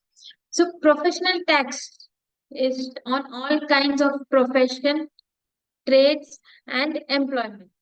Okay, whether you are doing any professionals, so even you will be under professional tax, you need to pay the tax, trades and employment, and is levied based on the income of such profession, trade, and the employment. Okay, so for if during first 5 years, example in Telangana, so CAs are not liable to pay professional tax. Okay, example. Okay, it is levied on employees of a person carrying on the business, including freelance professionals, etc., subject to the income exceeding the monetary threshold, if any. Next, profession tax through is a kind of tax on income levied by state. As all told, it is state-wise. Okay, so from state to state, the professional tax amount differs. The state government is also empowered to make laws with respect to the professional tax through being a tax on income. Tax on income under Article 276 of the Constitution of India, which deals with tax on profession, trades, and callings and employments. So, example for Karnataka I have given. Okay, employees pay professional tax on monthly base for employees. Okay, where on or before of 28th or subsequent month we need to pay the tax. So up to 25,000 there is no tax. So if the salary, gross salary increase from 25,000, 200 rupees per month should be deducted. So if you take the case of Tamil Nadu, so wages, salary or wages up to 3,500, there is no tax. Okay, from 3,500 to 5,000, 22.5 rupees. So as such, they have these slabs. So if the salary or wages is more than 12,500, then 208 rupees.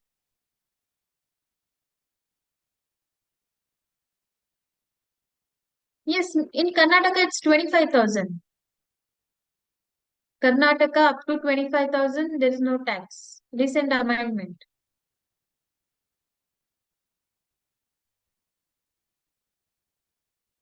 So employer PT, employer. So employer required to pay professional tax rupees 2,500 per annum, and due date is annually on or before 30th of April. Okay. The states where PT does not apply is Arunachal Pradesh, Himachal Pradesh, Uttar Pradesh, Rajasthan, Haryana, Uttarakhand, Goa. Union territories Andaman, Nicobar, Daman, Diu, Dadar, Nagar, Delhi, Chandigarh, Lakshadweep. Okay. So, professional tax is exempt where parents or a guardian of a children with a mental disability or any permanent disability. Okay, any person who is permanently physically disabled. Okay, next, individuals above 65 years, senior citizens. Documents required for professional tax registration. Okay, acknowledgement of online form along with the printout of the digital form submitted, copy of a PAN, residence proof, proof of constitution of business, that is like certificate of incorporation, address proof, blank cancel check, establishment certificate, PAN. Okay, and professional tax EC details. All these documents to be self-attested and submitted to the local in which circle what our business lies, there we need to go and submit in the department. Okay, clear?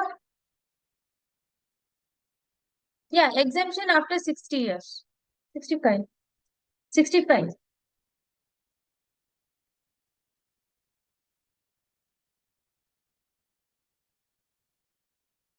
So next,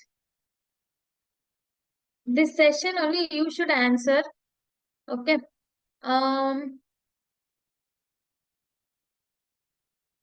question is regarding ESI.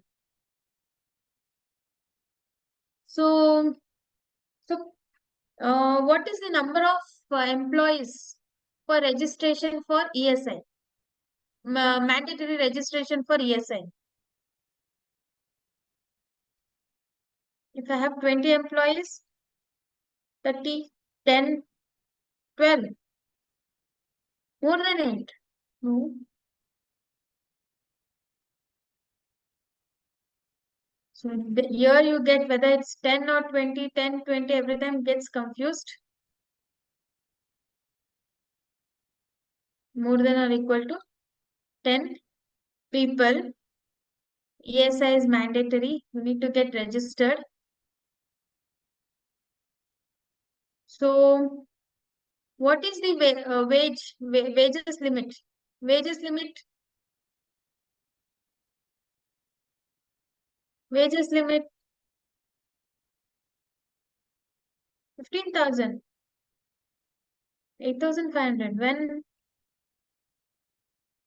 When it became 15,000. So ESI.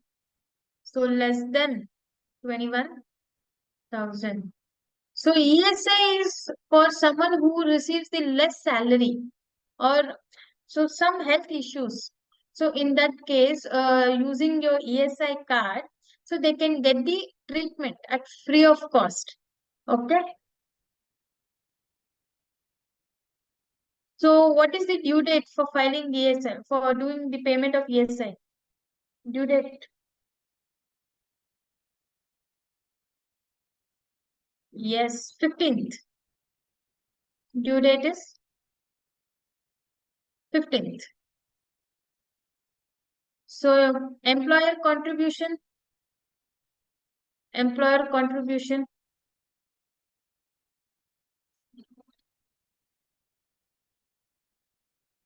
7.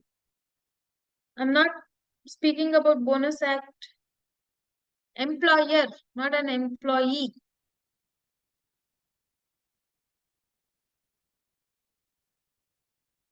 No audio. Audio is that? Employee. It is 3.25%. Employee, how much will he contribute? Employee, how much?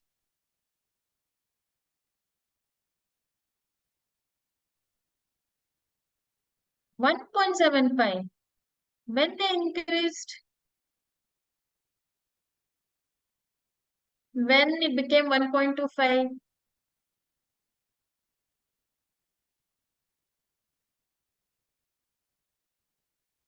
%0.75 altogether 4%. Please take care of this. One problem sum sure we will get, and it is calculated on my basic pay. I'm not taking any DA or any other allowances. Just on my basic pay, employer and employee contribution will be calculated, where my first condition is the person who receives the salary is less than 21,000.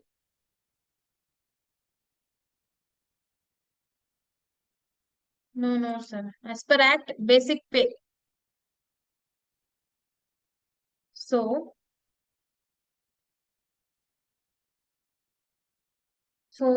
why ESI came is for the protection of health. Okay, protection of health for say the BPL card holders, and they are not able to afford for the any any surgeries or any health expenditures. In that case, ESI card is very useful. So it acts same as our health insurances which we take. Okay, it will be almost cashless. ESI is a social security scheme offered by the Government of India. As per ESI Act, the scheme provides protection to employees against disablement, death due to employment injury, sickness, and maternity. Employees must be subscribed for the scheme to get the medical care and other benefits. Okay, the financial assistance provided by the scheme may replace the employee's loss of salary due to health also. So if I have injured during the time of during the working hours, okay, so I have not gone to the what I've not gone to the work for 2 months. In such case, the under ESI Act, they receive at 2 months salary. Example, only basic pay, on basic pay.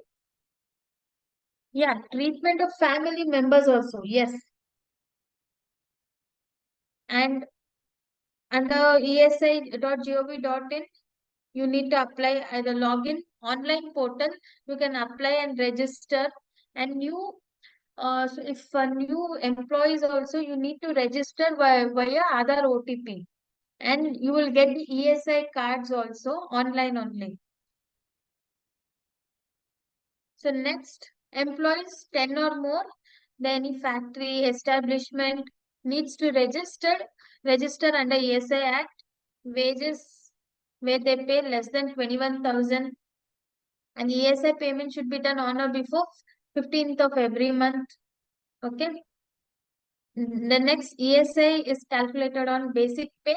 Employer contributes 3.25, employees 0.75 on basic pay. Next. So what about the PF Act? So what is the limit, employee limit? So employee limit for compulsory registration under PF Act? 20, yes. More than equal to 20. Or even if they want to do compulsorily also, 20 limit is, there is no restriction. Okay. Even you can voluntarily registration also can be taken. So this act applies state-wise, or it applies whole of India, same? Yes, whole of India.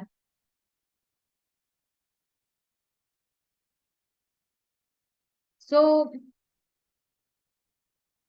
due date for filing PF returns, payment of PF return, yes, 15th. Then calculation, on what do I calculate PF? Yes, year basic plus DA. Next, employer contribution, how much can he contribute?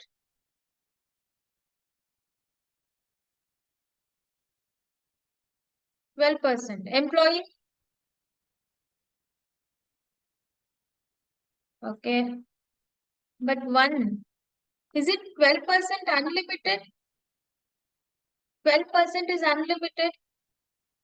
If my salary is 1,50,000, then what is the maximum limit?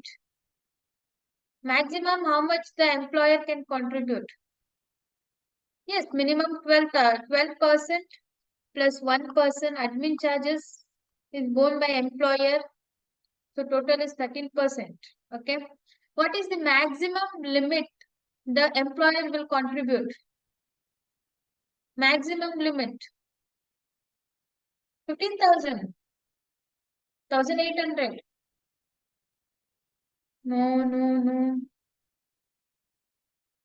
No limit. Then if you say if my salary is say 1,50,000 on that 12%, you're saying 1,50,000 12%.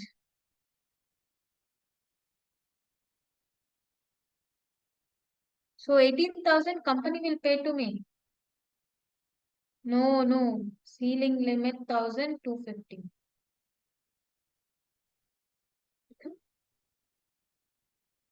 1,250 is the maximum limit an employer will contribute. 1,250. Yes, not 1,800. Only 1,250.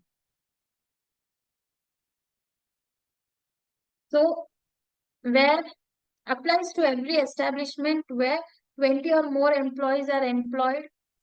Less than 20 employees also can opt on voluntary basis.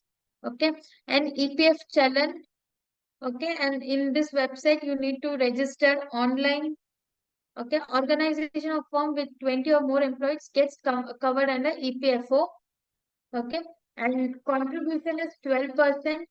And as per finance, for interest rate on whatever contributions are 8.15%, calculation basic plus DA. Except ESI, in other cases, we calculate on basic plus DA. Okay. Employees whose salary is less than 15,000 cannot opt out. Means if the salary is more than 15,000, employee, if they don't want PF contribution to be deducted from their salary, they can opt out by sending an mail. Mail that they don't need the PF contribution to be deducted. Okay. And due date for filing is on or before 15th or subsequent month. So EPF and pension. So this is the bifurcation of employer contribution 3.67, 8.33 plus 1. So total 13%. Maximum deduction. So maximum contribution from employer is 1,250 rupees per month.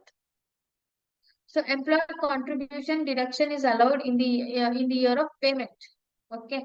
So you have filed, you have uploaded the data, but you have not paid the PF amount in that 2 cases. So what about the employee deduction amount? Is it allowed?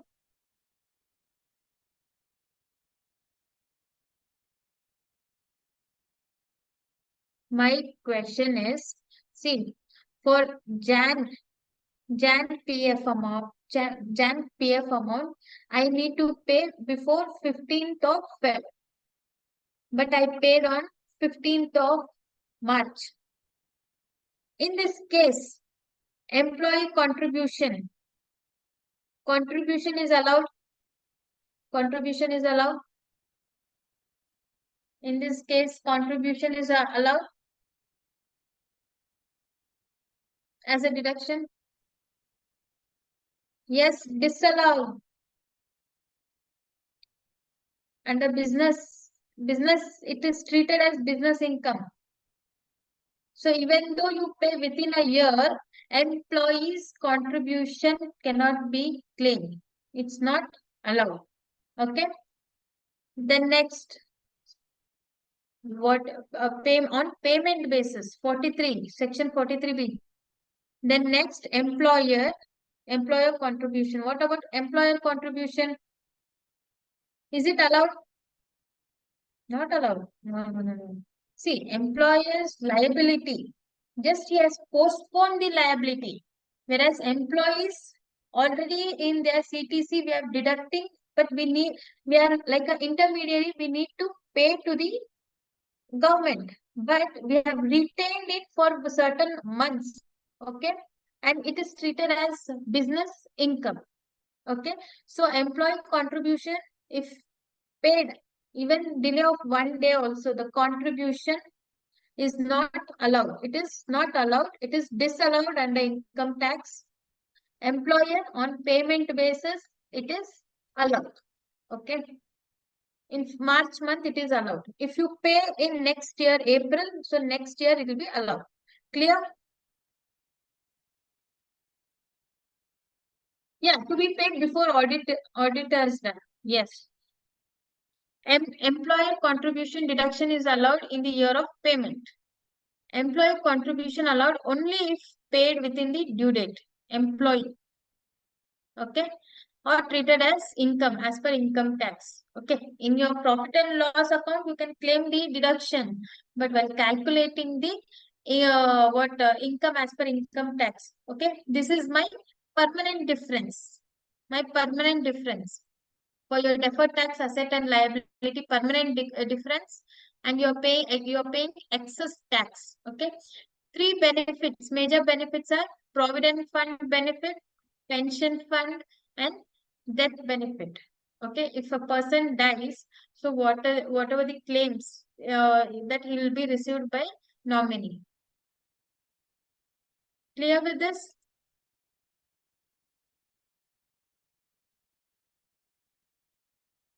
Yes.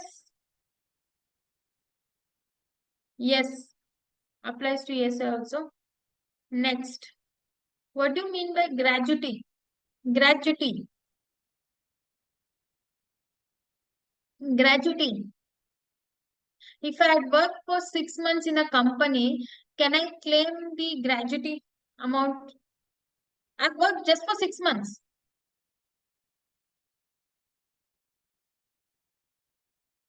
So in 6 months, what retirement? No, I can't claim gratuity.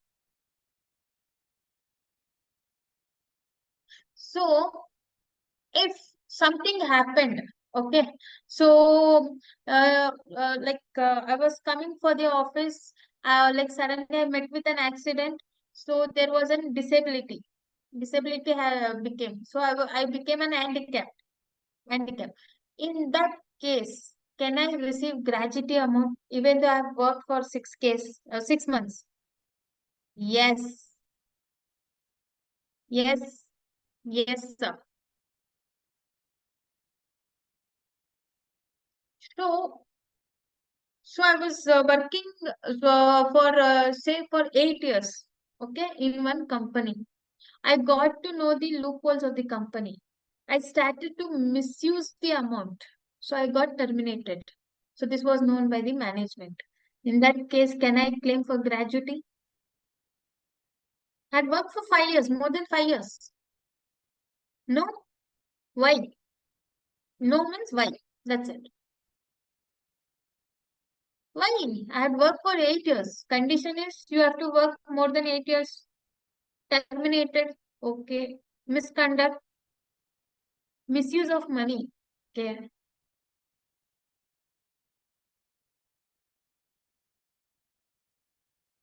Damage cost. Yes. Fraud. Fraud, misconduct, not applicable. So from your contract act to any other acts, if you're misusing, misconduct, fraud, so whatever the claims which you claim, you won't receive. Breach of trust. Yes. So my next act is gratuity is payable to an employee, nominee in case of death, who has rendered continuous service for 5 years or more on his termination of employment, superannuation, retirement, or resignation. So if I'd worked for more than 5 years and resigned after 5 years, also I'm liable to claim the gratuity. Okay. Completion of continuous of 5 years is not necessary where the termination of employment is due to death, disablement, or due to accidents or disease. Okay. Gratuity applies where employees are more than 10 employees. Okay. Forfeiture. So I can't claim. So company is not liable to pay the gratuity wholly, partially, or to the extent of damages or loss in case of an employee whose services has been terminated for any act, willful omission, negligence, causing any damages or loss or destruction of the property belonging to the employee, loss, then act of riots or disordering conduct or any other act of violence on part of employee, any act which constitutes an offense involving moral turpitude in the course of his employment. Clear?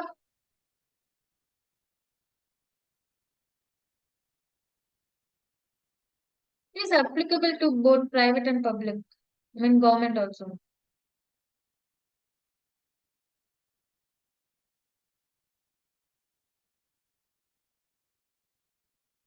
Okay. Next, nomination. So in case of death, gratuity is payable to any of the following. Either nominee, his heir, in case nominee is minor, will be deposited, okay, deposited with the controlling authority who shall invest the same for the benefit of such minor in the bank or other financial institution as may be prescribed until such minor attains major. Okay. So here my calculation is my basic plus DA, okay, into 15 by 26 means 15 15 defines half a month compensation of a compensation. 26 is, that is 1 month excluding Sundays. Okay, that is 15 by 26 into number of years of continuous service. So if I work for 4 years, 5 months, means for calculation purpose, I will take 4 years. If I, sorry, example, if I'm working 8 years plus 9 months, I will take 9 years. Okay, 6 months or less to be ignored and more than 6 months to be counted as full year. Okay, so maximum the gratuity up to 20 lakhs, it is exempt under income tax. Okay, then ceiling limit. Okay, if your example is, if you have on the calculation, I have received what amounted to 23 lakhs 45,000. Okay, company is saying I will not pay. In that case, at least 20 lakhs should be paid by the company, maximum at least. So example, so for the purpose of the calculation,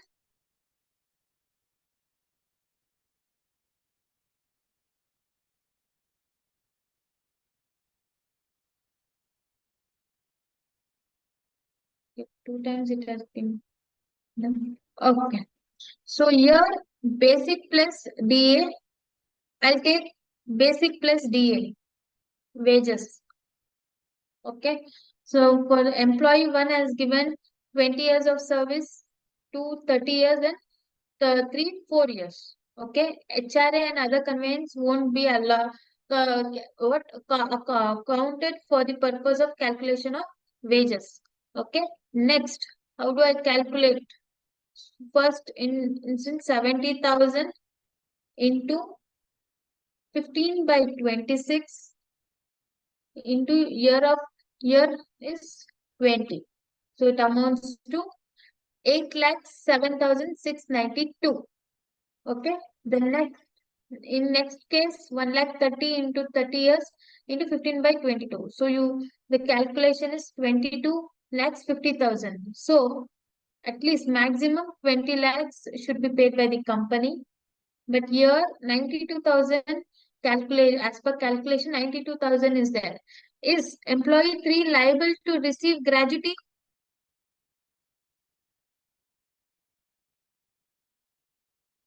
No, no. Gratuity is not received only during the what retirement. Okay. See, he had served for the 6 years. 6 years. Then now he has resigned and joining the other company. Okay. After 5 years, he is liable to receive. Okay. La- he has rights to receive the gratuity amount. But here only 4 years. Okay. So in that case, he has no rights to receive the gratuity amount. If company wishes, okay, that person was very good and he was because of him he has received like good turnover. In that case, here the company can pay 22.5 lakhs. Next, what about Factory Act?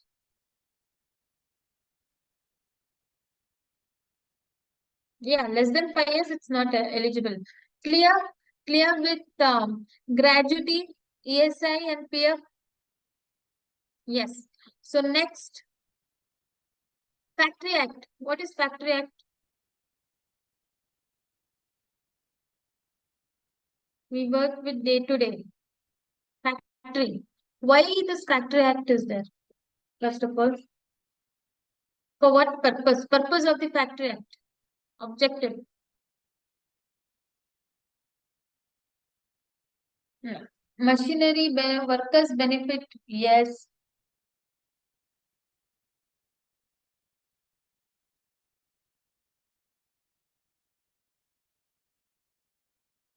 Factory is running under the control. Yes. Safety.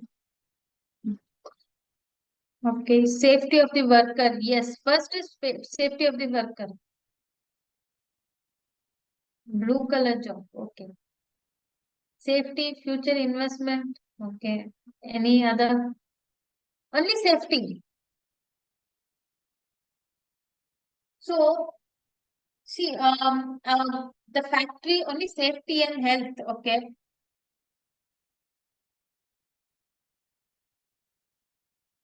Example, employees needs to work 8 hours a day, 8 hours a day.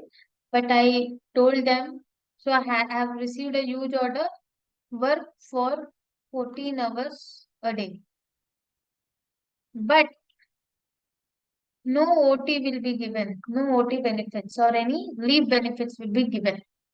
In this case, can Factory Act, can anyone approach respective people? Yes. Is it right? On the part of employer, is it right? He's getting overtime work, but he's not paying OT amount. Yes.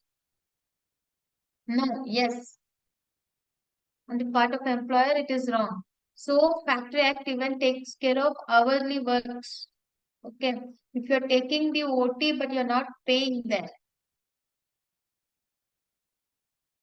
So, can I, so I saw few 10 years kids. 10 years kids of my employees. They were playing in my factory outside.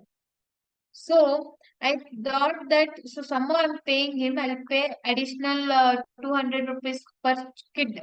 Okay, let them work at least partially. So my production may increase. So in that case, Factory Act come into force? Not allowed. Okay. There was an inspection in that time. My two kids were working in my factory. What would happen? Employer control. Okay, not allowed. Yes. Child labor offense. So even it takes care of child labor. Yes. So factory is building where people use machinery and physical labor to produce the goods. Okay. And it provides safeguard to the health, safety and welfare of the workers in factory. Okay. So one example. So do you know the paper cutting machines? big machines where they make small pamphlets or whatever. So that works day and night. If it's working day and night, during night time, okay, one employee in what sleeping mood, he put his hand in the machine. It became crushed. Okay, such case he was not registered under ESI Act. Company was not registered under ESI Act. Point number one. Point number two, they immediately rushed to the hospital. Now, it had happened during the working hour. Working hour, now you need to bandage them, at least operate that wound and proper treatment to be given. Newspaper company. Example I'm saying. So in such case, now employer is saying that I won't pay for his medical treatment. Why should I pay? I won't pay the medical for his medical treatment because of his negligence. He was sleeping during the working hours and he kept the fingers inside the machine. So it's not my liability to pay. So is the employer is correct? Can employee sue to employer? No, yes. Can he file a case if he don't pay? Yes, yes. Under Factories Act, employees are protected. Okay. Any such instances. Okay. So provide safeguard to the health and safety and welfare of the workers in factories and hours of work. No adult workers must be compelled or permitted to work in a factory for more than 48 hours in a week, according to a provision of the working hours of for adults. Weekly holidays should be implemented, but in the form of weekly audit holidays. If you work overtime, they may pay this double salary. That also will be taken care. Okay. Welfare measures, employment of young person. The act includes regulation concerning the employment of young persons and individuals below the certain age, such as working hours, conditions, and restrictions. Okay, young means if I'm below 18 years, can I work in a factory? No, right? Minor, so I can't. Okay. So those also will be taken care during inspection. I got to know. Then I will be penalizing the employer. So there is a restriction. Annual leave with pay, penalties, and inspections will be taken place. Done.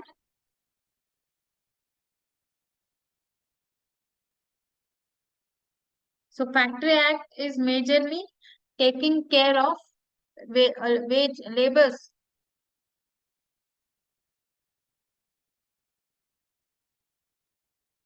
So next, bonus. So Bonus Act. Can everyone receive bonus? Bonus. Everyone are liable to receive bonus. See, voluntary bonus I can give as per the act.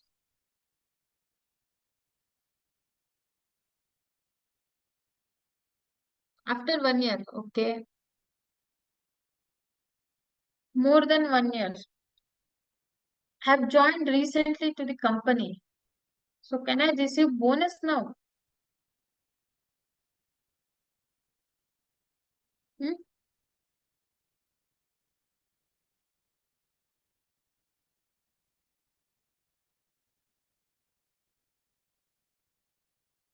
No. See, whatever Deepavali bonus, that is separate. Okay, year wages, labor group.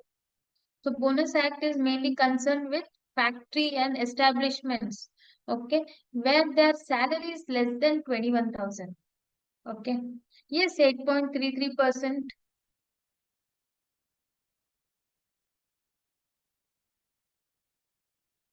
So what is the formula for calculation of bonus? Bonus 8.33% into my basic and DA. Yes. Then next, what is the ceiling limit? Maximum. How much? How much is the bonus that the employer is liable to pay? Maximum how much? On 7,000. Maximum 20%. Yes, maximum 20% of his salary. The bonus can be paid. So, every factory, when it comes to factory, 10 or more establishments like hospitals, hotel industries, okay, where 20 or more persons are employed without the aid of power or on any day during the accounting year. Okay. So component of bonus. Okay. The components of bonus are salary, basic and DA. Only for ESI Act, the component is only basic salary. Okay. When you are disqualified on dismissal of an employee for fraud, same what we heard in other like PF Act also, sorry, Gratuity Act. As Gratuity Act only, what are disqualifications, any misconduct, theft, misappropriation, misappropriations. So in these cases, so the person is not eligible for bonus. Okay. So next, at least an employee will be entitled only when he worked for at least 30 days in that year.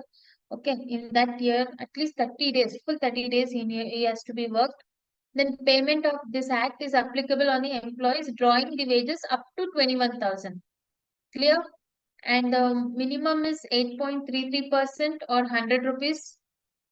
Then next, after first accounting year, even after there is no profit also. Okay. The next is maximum 20%. This is 100 rupees per month. So 1,200 rupees bonus. So what is the time limit for the payment of bonus is 8 months from the close of the accounting year. Okay, within 8 months. Within November, so the company is liable to pay bonus to the employees. Clear with this?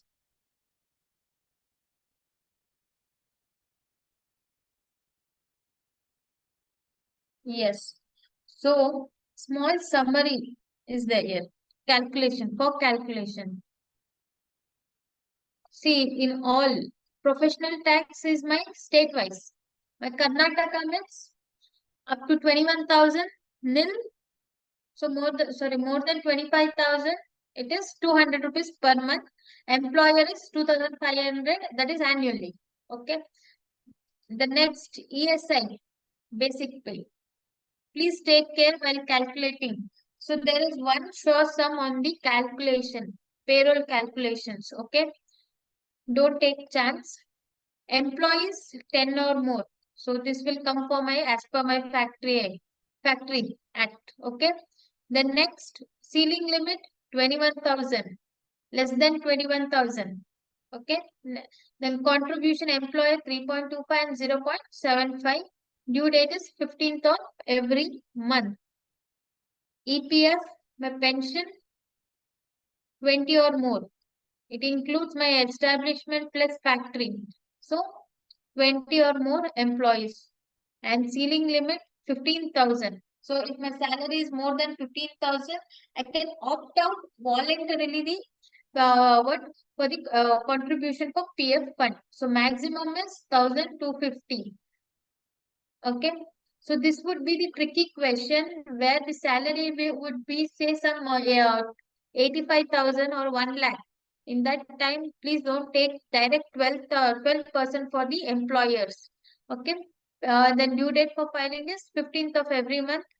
Gratuity, that is after 5 years. When the service is completed after 5 years, with certain exceptions, where your salary, last round salary into 15 divided by 26 into number of years of service on termination or debt, etc. Bonus as for the factory and establishment, basic NDA. Factory means 10, establishment, example, hotel industry, healthcare sector, more than 20. So bonus act applies. Salary up to 21,000. Sorry. Salary up to 21,000 and 8.33% of salary per annum. Then maximum 20% of salary. Clear with this tax? Summary. No, not 1,800. It is 1,250. So can we go for questions? 1 second, I will get the question. Shop and Establishment Act, yesterday we had done, right? Yesterday. Has been completed already.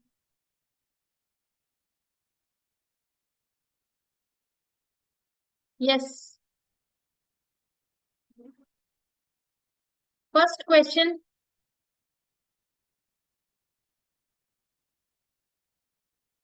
Answer for my first question. Sweat equity means I was working for the company. Okay, due to my performance, the company may tell that if you are reaching certain target, instead of bonus or some commission, I'll be paying in the form of equity shares. Example. Answer, which option? Option. Sweat equity shares means equity shares issued by a company to its directors or employees. So director giving his skills, due to his skills, acquiring the what market, okay, employees, professional skills at a discount.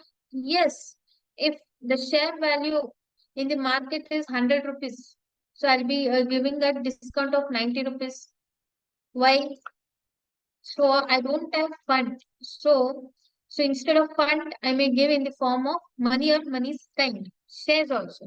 For consideration other than cash, for providing their know-how, for making available rights in the nature of intellectual property rights or value addition. So option is only 50 people. Option A, at a discount, that's it. The sweat equity. I'm working for the company.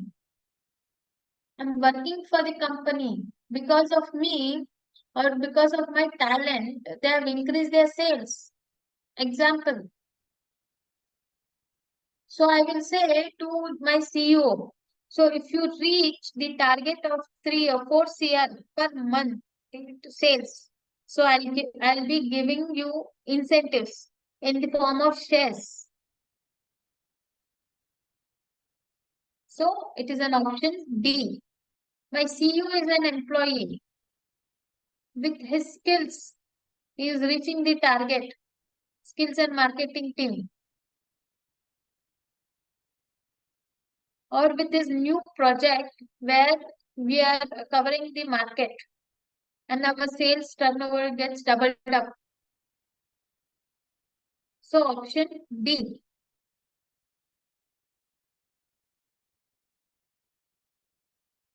So question number 2. The company prefer to raise more debt capital rather than equity. If a company prefers to raise more than equity, the debt capital. Why? Option A, to maximize the liquidity, to maximize its profits, to minimize its tax expenses, to minimize interest expenses. Which one?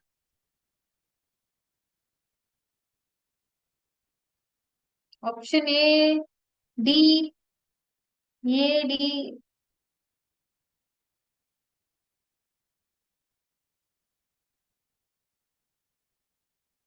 No,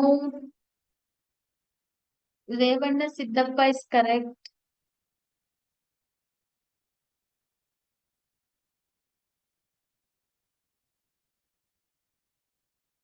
Somehow, either on equity or debt, that is my debentures, I'll get the funds and invest in my fixed assets. Okay. So if I share example, instead of debentures, I'm issuing shares. On my profit, I need to pay the dividend to my equity shareholders. Okay. Whereas again, dividend tax also I'll be paying. Income tax also either 25%, 30% based on my eligible criteria I'll be paying more tax. So to maximize my liquidity, no. Why? I can, if I raise the fund via debt, equity shares also I'll receive the cash, right? Cash via bank, right? So this is not the criteria. Next, maximize the profit. How? So if I have 1000 CR, I'm paying 100. So balance 900 is there. So on this 30% I'll be paying. So 30%.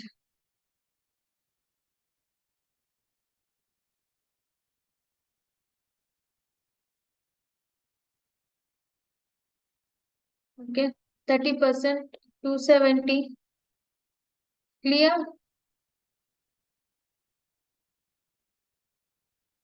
So 630. 630. On this 630 again, when if I issued what dividend, on that also DDT, dividend tax, distribution tax, right? Not to maximize. To minimize my tax expense. To minimize my interest rate, no. If I'm taking an additional loan, additional liability, I'll be paying my interest, right? So here the situation is, so 1000 rupees. So if I don't have the debt, so 30%, 300. So 700. Okay, here I'm saving 30 lakhs. 30 lakhs I'm saving by what paying the interest of 100 lakhs. So which is better? It's just an example. So to minimize my tax expenses. Clear? Option C. So next question number 3.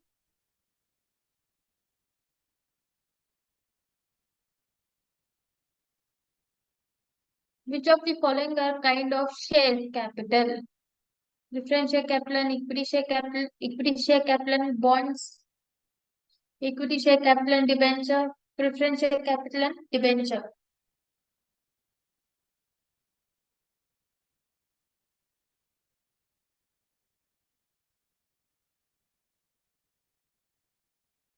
Yes, equity and preference. My debentures are debt, liability. So option A. Question number 4. Question number 4. Only 10 answers. B, D, B, D. A limited liability partnership is okay. First, will they have a separate PAN card? Yes. Not a separate entity from that of its partners. Means partners and partnership firm are both the same. They all have same PAN cards. No. So my option A is wrong. Individuals, partners will have different PAN card. Partnership firm will have different PAN card. They are separate. A legal entity separate from its partners. Yes. And they are, since they are registered under ROC, they have an option at any time. They can convert into a private limited company also. Okay. Then there will be a body of corporate. Okay. They get a legal entity similar to companies. Okay. So option D.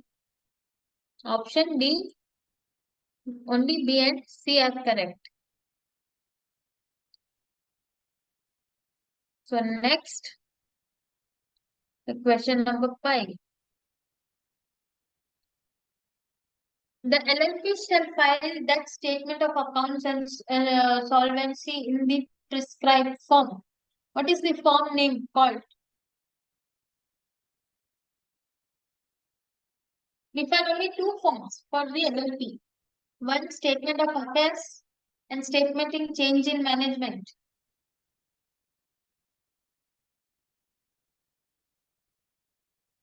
Sir, please read it. No, B, form 7. We don't have form 7 only.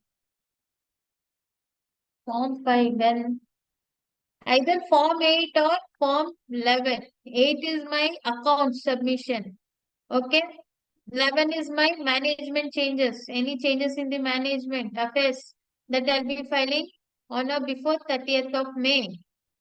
Okay. Only my management, partnership arrangements. Here, books of accounts, my balance sheet and P&L. Option A. So next, question number 6.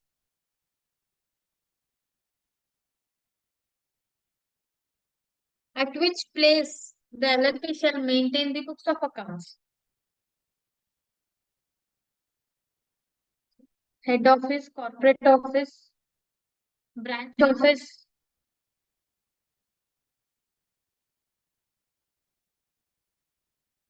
Yes. Registered office.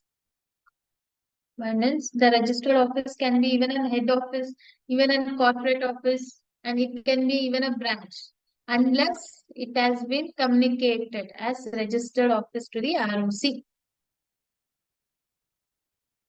So option D answer. Next. So small on ESI Act. Please read.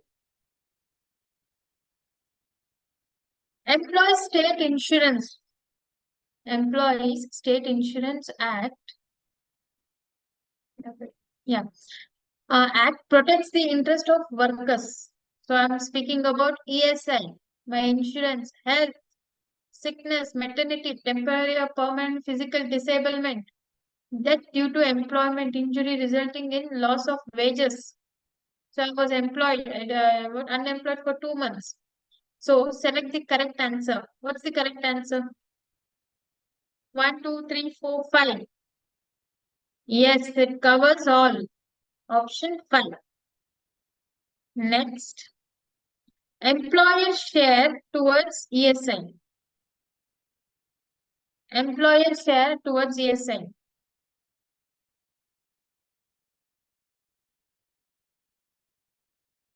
Yes, 3 point. No, 4.75 when? Sir, 4 altogether 3.25 plus 0.75. Total contribution in that employer is 3.25. I'm asking only for employer. Employer is 3.25. Please calculate the gratuity amount. So in my first instant, what is the gratuity amount to be paid? Mr. Ram works for an organization for 12 years, 8 months. His last drawn salary is 77,000. What would be the gratuity amount?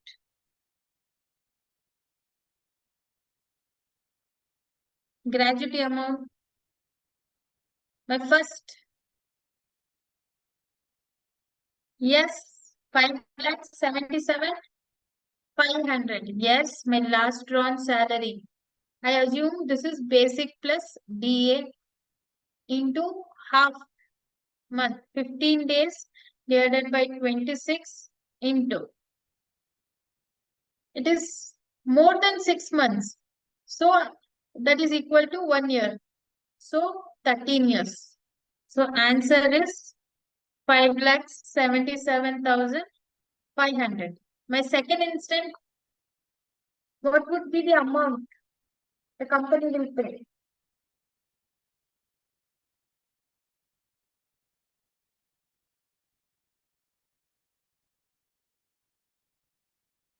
Right.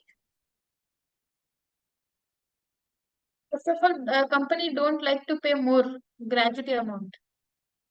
So 3,75,000 into 15 by 26 into 13. So you will get the amount is 2,500,000 or 20 lakhs. Maximum the company should pay 20 lakhs at least. 20 lakhs, yes. See, if it's a company of very good company, they have a very soft corner to employ, they can pay even 28 lakhs. That is at their own wish. Clear? Any doubts? So any questions? So we can. One thing I would like to highlight, madam. Yes, yes, sir. One thing I would like to highlight here. Yes, sir. The provision of gratuity should be sir. made yearly actually. That should be made as a deferred expenditure. That Yes, provision sir. must be there on a average basis that should be taken up. Generally, what the people will do in other unorganized sectors, they will not totally provide it at all. Unmute. Yes, yes. So then it becomes a huge burden when they are retiring. So now, especially to highlight this issue, the government of Karnataka has made it mandatory from this year. Yes, sir. So even the 10th of March is the last date to get registered. All those who are registered under Factories Act and those who are some certain criteria is there. They are all should deposit the liability which is to be paid as a deposit now to the government through fund or some arrangement. So actually this gratuity should be calculated every year on an average basis, and that should be made as a fund and should be always kept as a reserve. Yes. So anytime that should be drawn and given. There should not be any cash burden at any time. That in every accountant has to actually taken into care. Madam, yes, madam. For your Since that actuarial valuation will be done, no, sir, if big companies. Actual value will be done, but every year they have to make some provision. Even it is actually under Income Tax Act also. If that provision is made automatically, that they can get the expenditure allowed in that year, because this is an expenditure to be paid by the employer only, and he cannot recover or there is no premium or anything here. So it obviously makes as a part of. So whenever we forget to make the provision, always we feel that the profit is so and so, so and so. So on a whole basis, if the entire money is debited as the gratuity at the time when the employee is going out, that may not also be allowed as a whole deduction for that year. These are all the points of thought what actually an accountant has always should keep in mind. That what actually my thought is. Sir, can what tax practitioner apply for actuarial valuation certificate, sir? Which valuation, madam? Actuarial. Actuarial valuation, sir. Monitor like valuation. No. No. Okay. So even this will come under professionals only. It comes as a professional, but as of now, it is not there. Okay.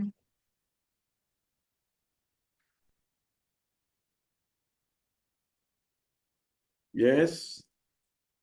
Any questions from the members?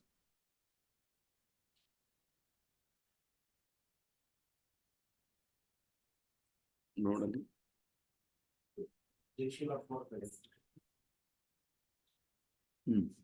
So, Revan Siddhappa, you want to talk? Madam, shall we give a break or shall we conclude is there any more topics now? No, sir. That's it, sir. Complete, sir. That is already completed. So anything is there? So they can ask now. Revan Siddhappa? Unmute. No, sir, it is clear, sir. Senthil Kumar?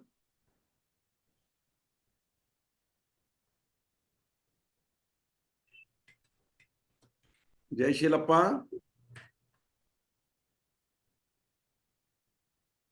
Hello, sir. Yes. Sir, that is it applicable to the small establishment like, license office, small schools and small, trading concerns and all? No. This provision. If the employee, Gratuity provision. the madam will explain what is the criteria. What is the minimum criteria to cover under? You are asking only about gratuity, no? Yes, sir. Gratuity provision. Yes, sir. Madam. So one.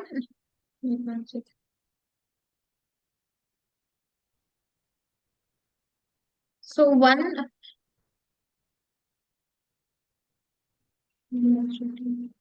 Where the first criteria is that I should have more than 10 employees, 10 or more employees. No, not that, madam. Actually, that recent amendment has come. No, sir told no that I am talking actually. That separate Guarantee Gratuity Act in Karnataka. Okay. Guarantee Gratuity Act, compulsory Gratuity Act has been now in Karnataka. Okay. That's fine. So now you have to calculate all the liability as on 10th of March, and that money is to be deposited. If you don't have that much money, so they are providing you some installments to deposit it in the bank.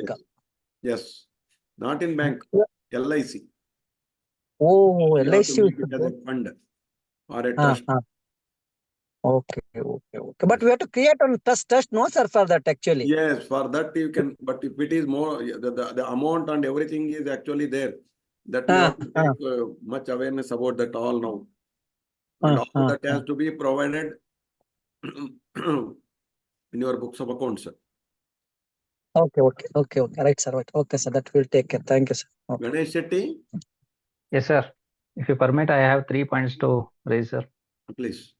Yeah. First one, Madam mentioned that the 1,250 limit for EPF. Yes, sir. I want to clarify whether it is EPS 1,250 or total employer share 1,250, ma'am. Employer, sir. Employer share. Employee share can be 12%. No, employer share also. Employer share to EPS is 1,250. EPF, sir. EPF and EPS both together 1,250? Yeah. Together. Yes, sir. Okay. And for ESI, you said only basic salary is covered. Yes, sir. But when ESI inspection happened, they insisted HRA and conveyance also to be included, gross salary, excluding ex gratia for ESI purpose. So, but where we used to do calculation, where I used to work for one healthcare sector, only on basic salary we used to take ESI. Yes, ma'am. Yes, sir. So, because some places, example for marketing people, their basic salary used to be 18,000, 19,000, but their dearness allowance and other transportation allowance, it used to amount to 40 to 50,000 for them. Yeah, if it is other than allowance, if it is HRA and conveyance, if it is more than 21,000, they are not eligible for ESI only. Yeah. If it is less than 21,000, even we need to pay ESI on HRA and conveyance both. Okay. But as And per Act, we used to. I used to And- deduct only for basic as per Okay. Act. Okay. Point number 3 actually need for to- Parthar, sir. Okay. Sir, we can have this new gratuity act, compulsory insurance act. Now you can, as a yes, subject. definitely, sir. Yeah, you can take on class on that also, sir. Yeah, definitely, that can be It will given, be no much problem. helpful. Yes, Yes, sir. 1 hour that can be given. Yes, sir. Thank you, sir. Okay, That's all. thank you. Thank you. Yes, Shadakshari.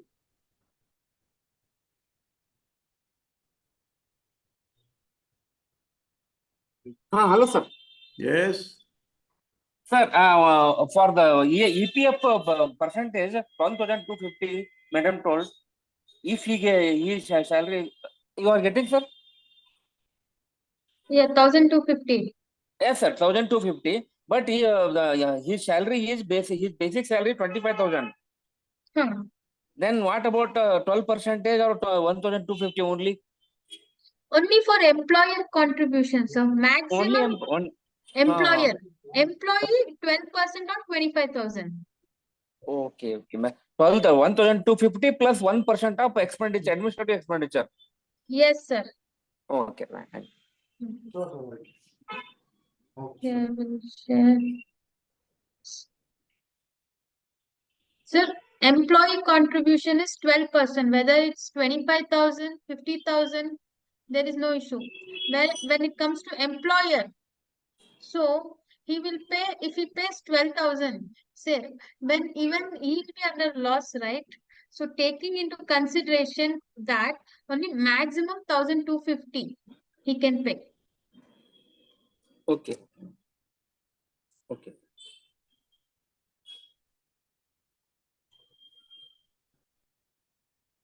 Clear? Yes, ma'am. Yes, sir. Pannirselvam. Sir, trade license is must for GST traders, sir. Trade license is for everyone. Or GST traders also. Everyone. Trade license is given by the local authority. Yes, sir. That is for everyone, not only for GST and all other things. In even clinics and all other establishments, and all are covered. Thank you. Thank you, sir. Thank you. Armukam.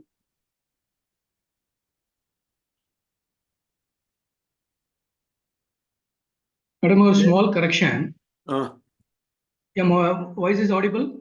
Yes. Yes. Yeah, madam, a small correction in the ESI regarding. ESI is calculated on gross wages. It is not on basic. Kindly refer. Yeah, I'll just check on this. Abu.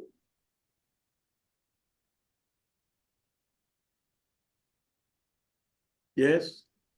You can Sir. check in the ESI website, ma'am. Hello, sir. Yes. Sir, I have received from the mail is WhatsApp meetings. Registration number is not allotted to me. That will happen. Why you worry now? Okay, okay, sir. Thank you. Okay. Senthil Kumar. Armukam. Shadakshari, whether you want to talk again? Over, no? Okay. Senthil Kumar. Okay. Okay. So I think we have completed 1 hour early. So with all your cooperation and all this material, madam, we will share Yes, sir. as a total document. We Yes, will sir. do one accounts and ethics one set and this allied business laws as one set. So by tomorrow, if madam permits, by tomorrow I will email everyone. However, you have 2 days holidays also. So in that you can glance all those things and be ready for the GST and income tax for the next week. So we shall meet on Monday by 6 a.m. for indirect taxes. Okay. So thank you one and all. Thank you for your kind cooperation. So anything, so you can convey through mail or WhatsApp. It is always there. Thank you. Thank you one and all. See you. Bye. Bye, sir. Thank you, sir. Thank you.